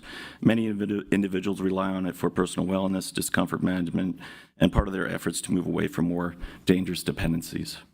Eliminating access to Kratom would not eliminate demand. It would instead push to the illicit markets that we're very well aware of, increasing overall risk than actually eliminating it. A ban would remove regulatory oversight, eliminate quality control, and create a marketplace where products are untested and potentially unsafe.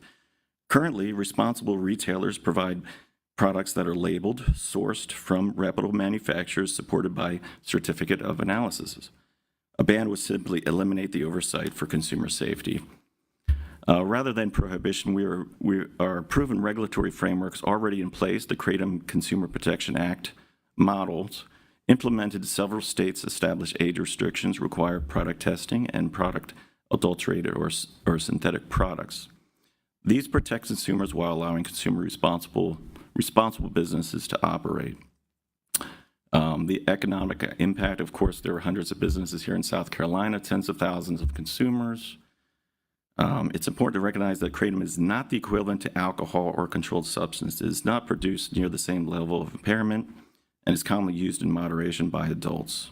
For many, it represents a safer alternative and a step away from more harmful behaviors. Consumers are clearly seeking alternatives. The demand for non-alcoholic, plant-based options continues to grow. The Kratom is part of that shift. Removing access disregards consumer choice, and many adults intentionally select as a better alternative.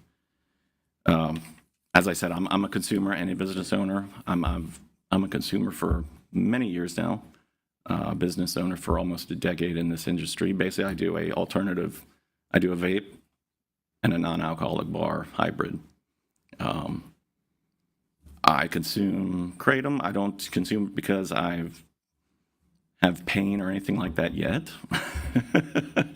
Probably not the typical reasons. I consume just for the social aspect. It keeps me away from alcohol. It's a much better overall feeling than alcohol. I've never been in rehab. I've never considered it. Don't know what to tell you on that side. Not that I'm sure there are addictions out there for certain products, and depending on who you are, certain people have addiction to caffeine, to alcohol, to sweet treats, to shopping. Hoarding is an addiction too. So. Brad, thank you so much for your testimony. And you know where I am. You can always find me in my office, and you can call me as well. I'm always happy to further discuss these matters with you. I thank you for your testimony. These two are questioning each other, so thank you for your testimony today. Appreciate it. Joel Whitehead.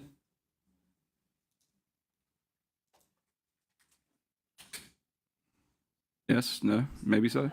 Oh, she's coming? Oh, did I mispronounce your name? I don't think I can get stronger reading glasses, but I might have to look into it. We've got we got J.J. Jones with the City Police Chiefs last, and Ms. Whitehead, if you don't mind stating your full name and for or against, and we are really up against the clock. I know that it's not fair to try to ask you to be shorter than everybody else, but if you could be brevity would be appreciated. Yes, sir, I understand, and thank you for allowing me to speak. I apologize, the pollen's getting to me too, so, and I have never felt so short as standing behind this.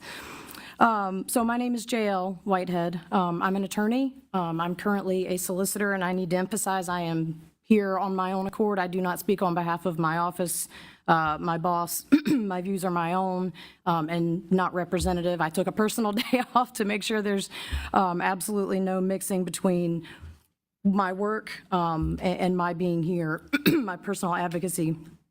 But I am a solicitor. I've been a solicitor for 4 years. I was a public defender for 8 years. I was in private practice for a little while. I was also a private investigator for a little while. I'm originally from Possum Kingdom, South Carolina. I grew up in church doing mission trips. doing everything I could to serve others. I majored in political science and theology at Lee University before coming here to go to law school at the University of South Carolina.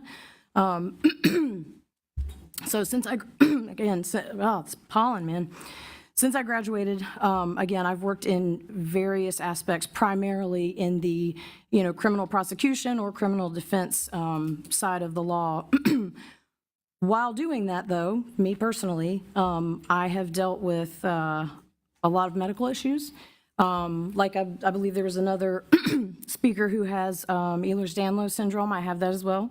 I have arthropibrosis, which means that any kind of injury that I get packs my joint or the area with scar tissue.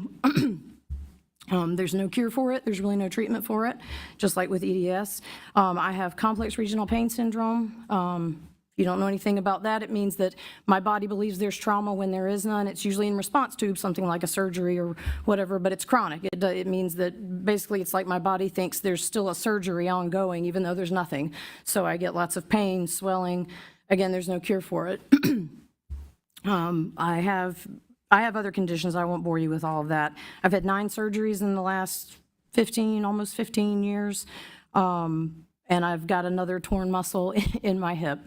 So particularly while I was working as a public defender was when I started really having all of these surgeries. I ended up in pain management because doctors couldn't figure out what was wrong with me. I was on various opioids. I think I've tried just about every different opioid that there is to try. I got to a point because growing up I played softball until I had an injury that prevented me from playing. Then I played rugby in college until I had an injury.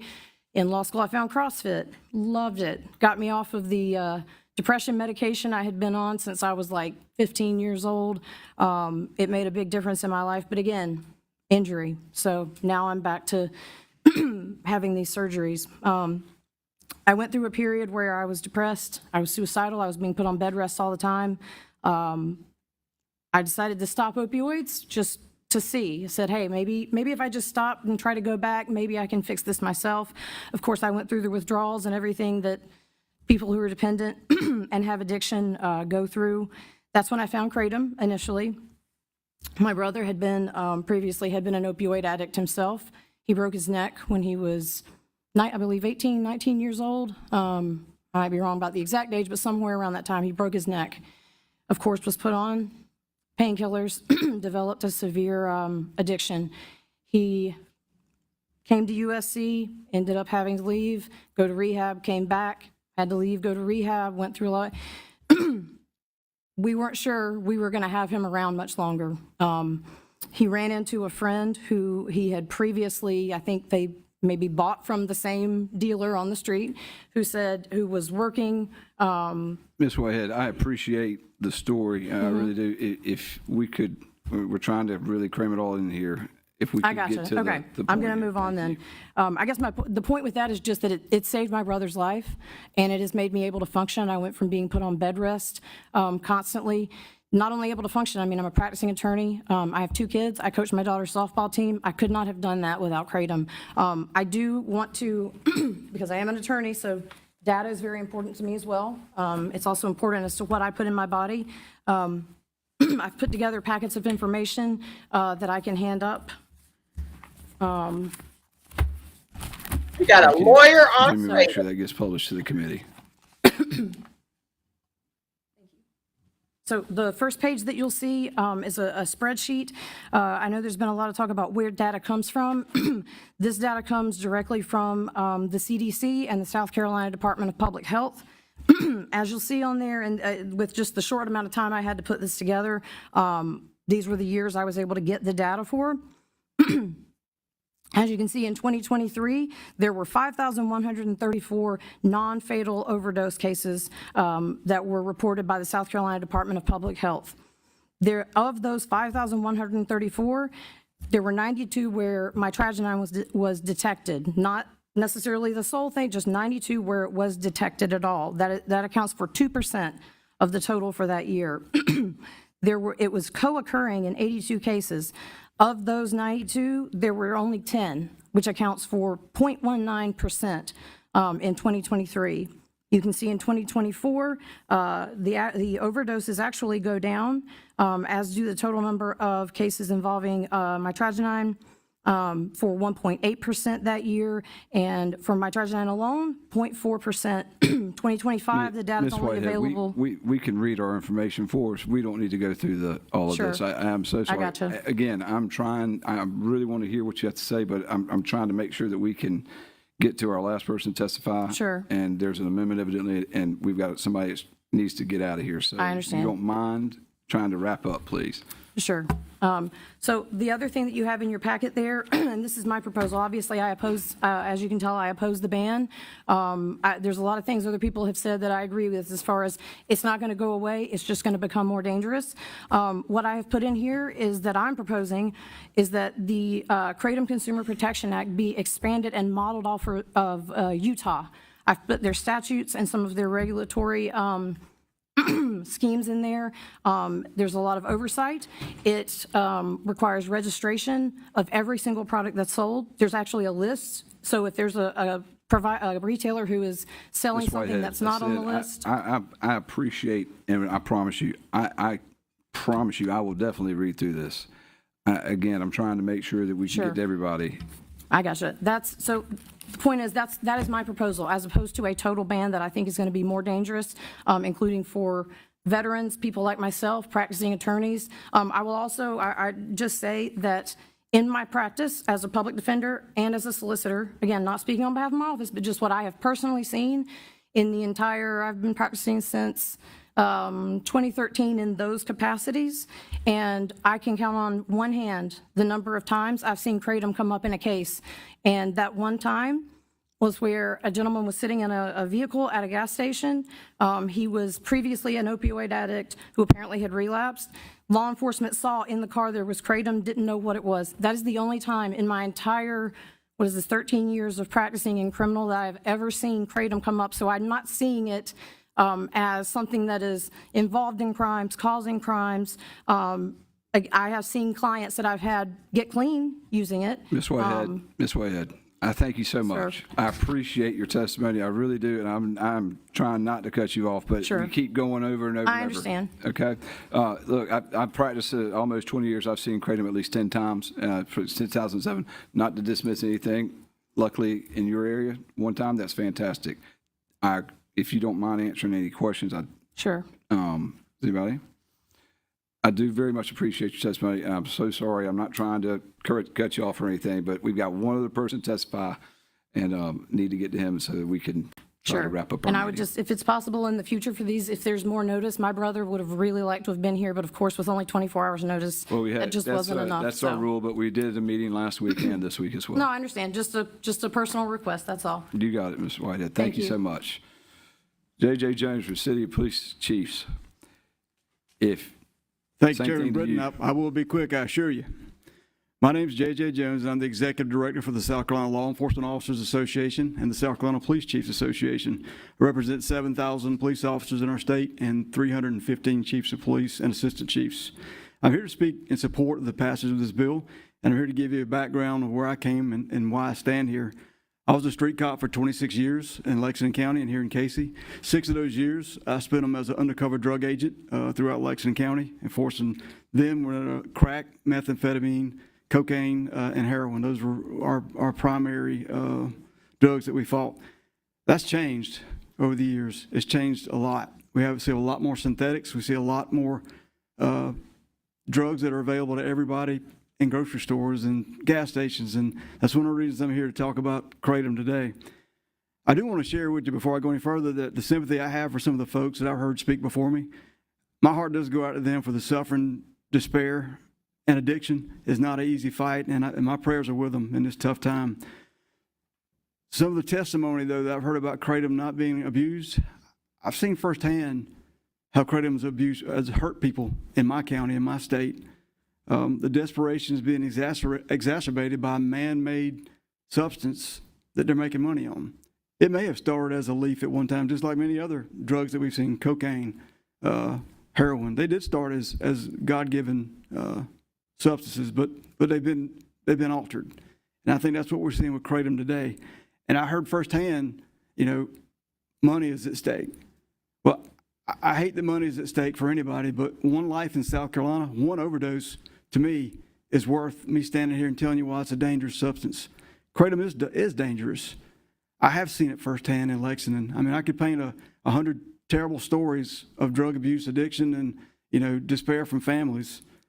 But Kratom's hurting people in South Carolina, and we need to pass this bill to regulate it and to get it off of shelves. We have to do something about it. I've seen it firsthand. I was in, I'm going to paint a picture real quick because I know we got to go. But I was walking in the food line after leaving here about 3 months ago, downtown Lexington, right? We call it the bedroom of Columbia. That's where all the people go to live happy lives. As I was walking in the food line to go buy some basic needs that my wife gave me, I was approached by a young lady who said, hey, I need some money. And this is at 4:30 on the afternoon, on Thursday afternoon in Lexington. I'm like, well, how can I help you? I could buy food for you. I can give you water. I'll give you help. What do you need? I'm a police officer. She goes, we got to buy Kratom. I got to get it now.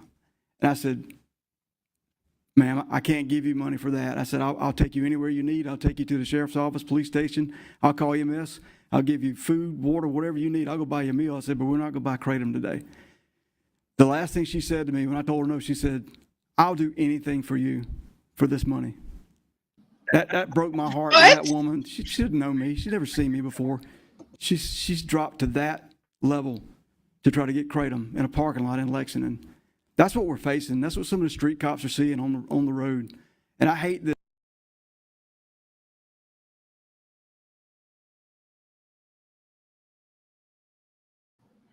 Once again, the technical difficulties are on their video We got to stream, do not something mine. about it. I did hear one last thing, and I'm going to get out of your hair. I heard glazing over deaths. Well, Vincent Logan bought Kratom in Myrtle Beach in 2023, and he died. He's no longer with us.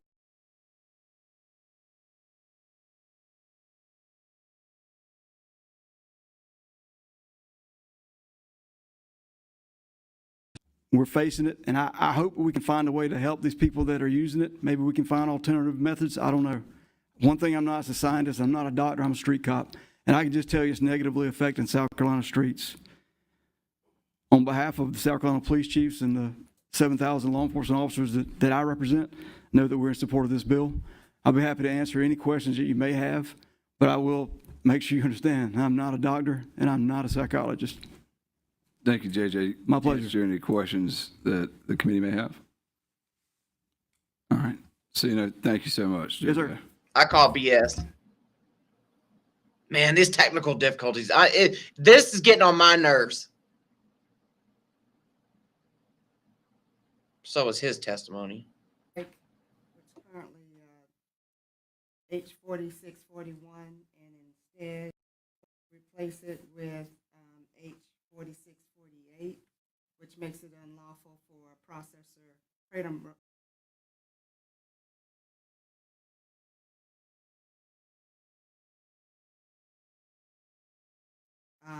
that it and also unlawful for the preparation, manufacture, distribution, or dispensing or sell any Kratom product that's adulterated with a dangerous non-Kratom substance. I can't hear nothing they saying. Otherwise harmful non-Kratom ingredient, and contains a fully synthetic alkaloid, including but not limited to synthetic mitragynine, synthetic 7-hydroxymitragynine, or any other synthetically derived compound of the plant, or that contains levels of residual solvents higher than the standard set forth in Chapter 467 of the U.S. Pharmacopoeia National Formulary, or does not meet the labeling requirements established pursuant to Section 4453/2030,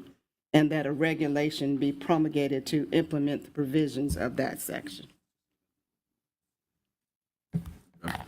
Just to put on the record, this would alter it not to ban all Kratom, but to ban synthetics. Just so everyone, there's a clear understanding here.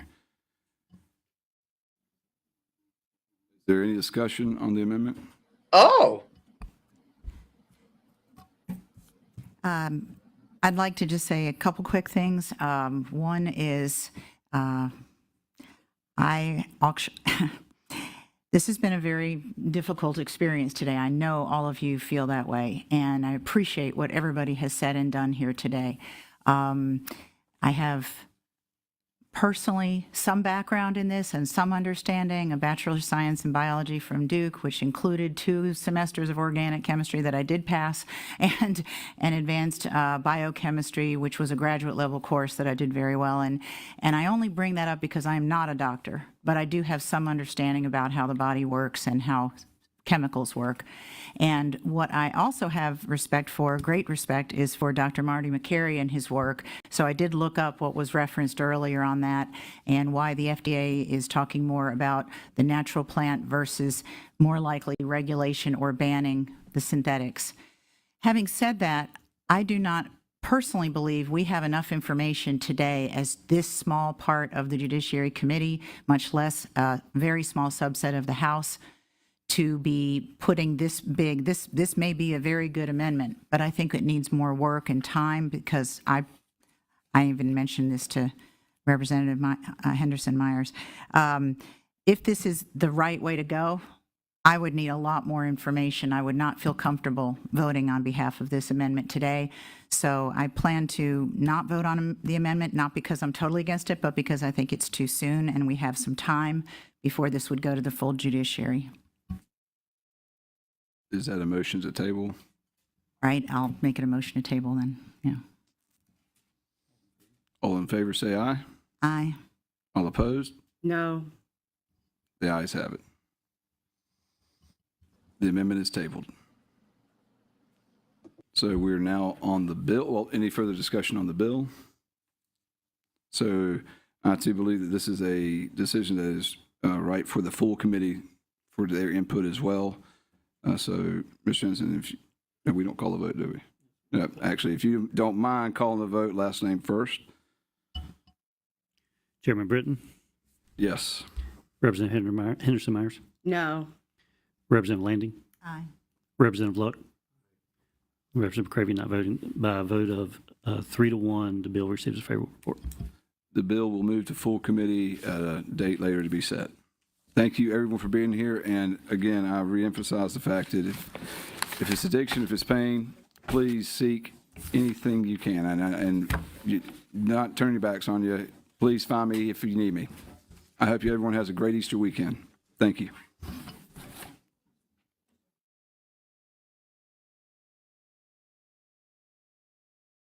Okay, so it seems like they're okay. So they voted yes to go to full committee, but they tabled the amendment because they want to research it further. I think they should revive the amendment. I do not support 7OH. If you're new here, I don't support 7OH. Yeah, so it looks like it's going to have to go to the full committee. I'm confused too, Adam, but from my limited understanding on how these legislation hearings work, they tabled the amendment which would have banned synthetics. But the banned bill is going to go to full committee. Yeah, correct, Mike. It's not a win. They moved the ban. They killed me amendment because they want it banned. Probably, yeah. Yeah. So I don't know when the full committee hearing will happen, but that chair dude, man, he just something rubs me the wrong way with him.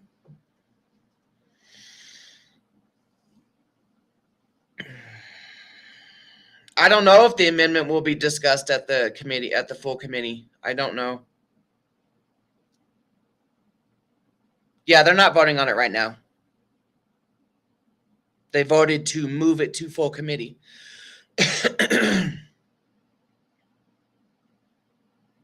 Yeah. Okay, I'm gonna end this stream. Thank y'all for watching. I am so impressed. I am so amazed and impressed with everybody that testified. I will never judge somebody that testifies because it is nerve-wracking to get up there and do that. But I tell you what, after you're done testifying, you get high from testifying. Are they going to ban testimony now? You know, it's an amazing feeling to do that. Yeah, he is an asshole. It's almost like he's I don't know. It's like he wants to be right all the time.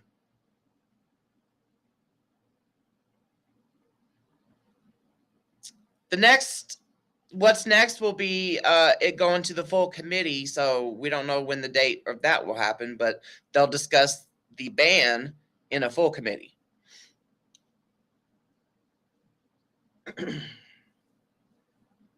But they tabled the amendment. So what I found out was that when the South Carolina KCPA was passed last year, the 708 drug dealers put their foot in it and was able to get the 2% cap limit out of the KCPA. That's why that one guy was able to move his business to South Carolina, his 708 business there. I don't know what company he's got. I don't even care. The only thing I care about is what he's producing is causing mass destruction.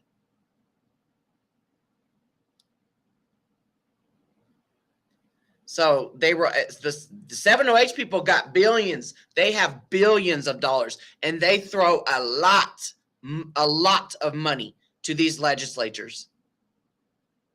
So they were able to remove the I don't know if it was 1% cap limit or 2% cap limit in last year's Kratom Consumer Protection Act, but somehow, some way, it got removed.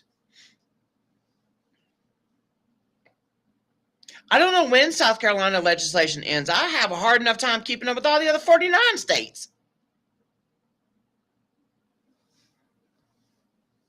We're all worried about Tennessee. We're worried about Tennessee and Kansas, and now Kentucky.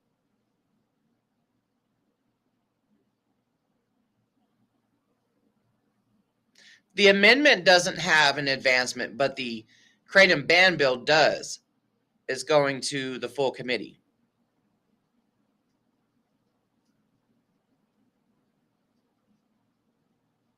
Illinois, we got 2 KCPA, the good one KCPA, and then, yeah. Support the good KCPA in Illinois. Don't support the 708 KCPA. Laura says that the South Carolina session ends May 7th.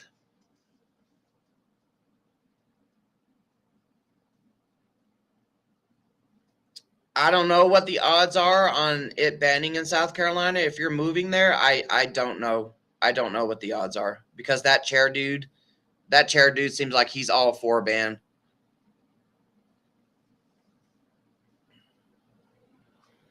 And for anybody that's not familiar with how all this legislation is popping off, it's popping off because of the destruction of, Kratom or 708 piggybacking off of Kratom's namesake, and people go to the ER, people go to addiction treatment, people call them poison control. They're actually consuming a 708 product, but because the 708 industry keeps calling it Kratom, they're calling in or going to these ERs and stuff saying that they're having an adverse event from Kratom. And that's the legislation has been popping off like this because of 708. There's no ifs, ands, buts, or about it. In all my years of advocacy, we follow the trends. The uptick in all this negative publicity is because of 708.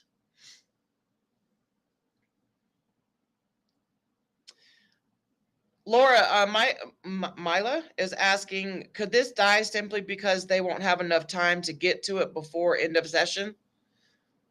Laura Romney Smith is the perfect person to ask that stuff.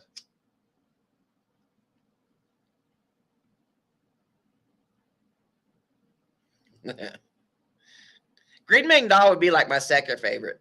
My first favorite and first love is Green Melee.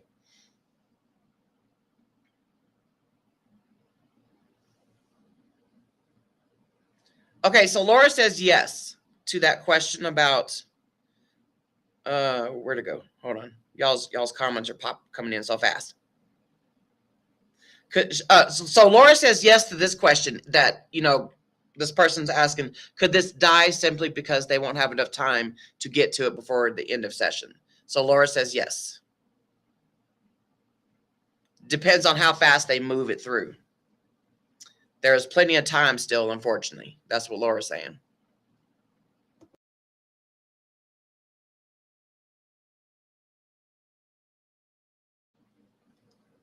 I cannot stress how important it is to advocate. Y'all need to advocate. If you want to be involved with advocacy, send your name, city, and state to laura@plantsandherbals.org.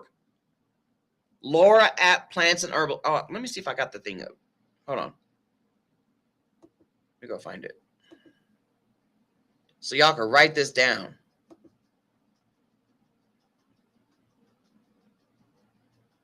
Dang it, you can hardly see that.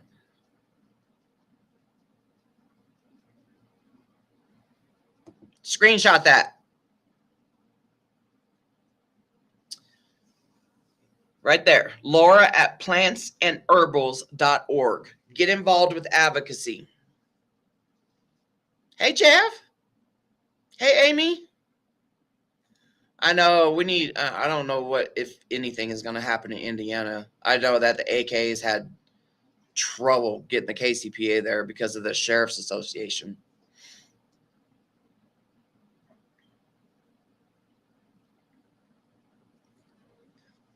Yeah, as we were watching this hearing, y'all, the Idaho ban bill died. So I'm waiting for the AKA to post up something or send out an email blast about that or what have you, but the ban bill in Idaho died. The KCPA also died. So that means another year of freaking destruction.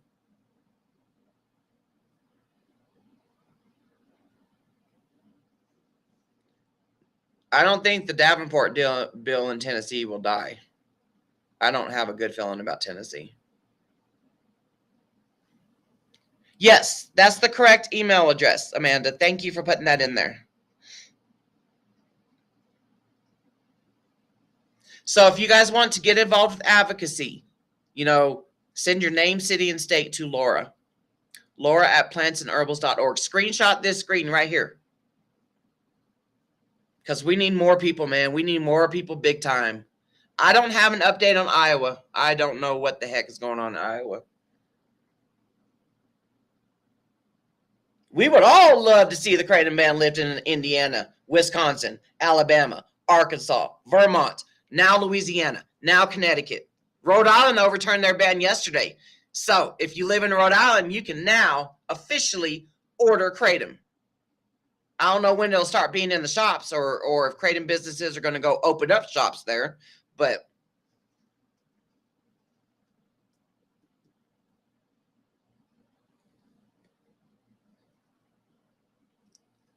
huge 708 distributor in Idaho. I didn't see that mug at the hearings. There was a ton of hearings in Idaho.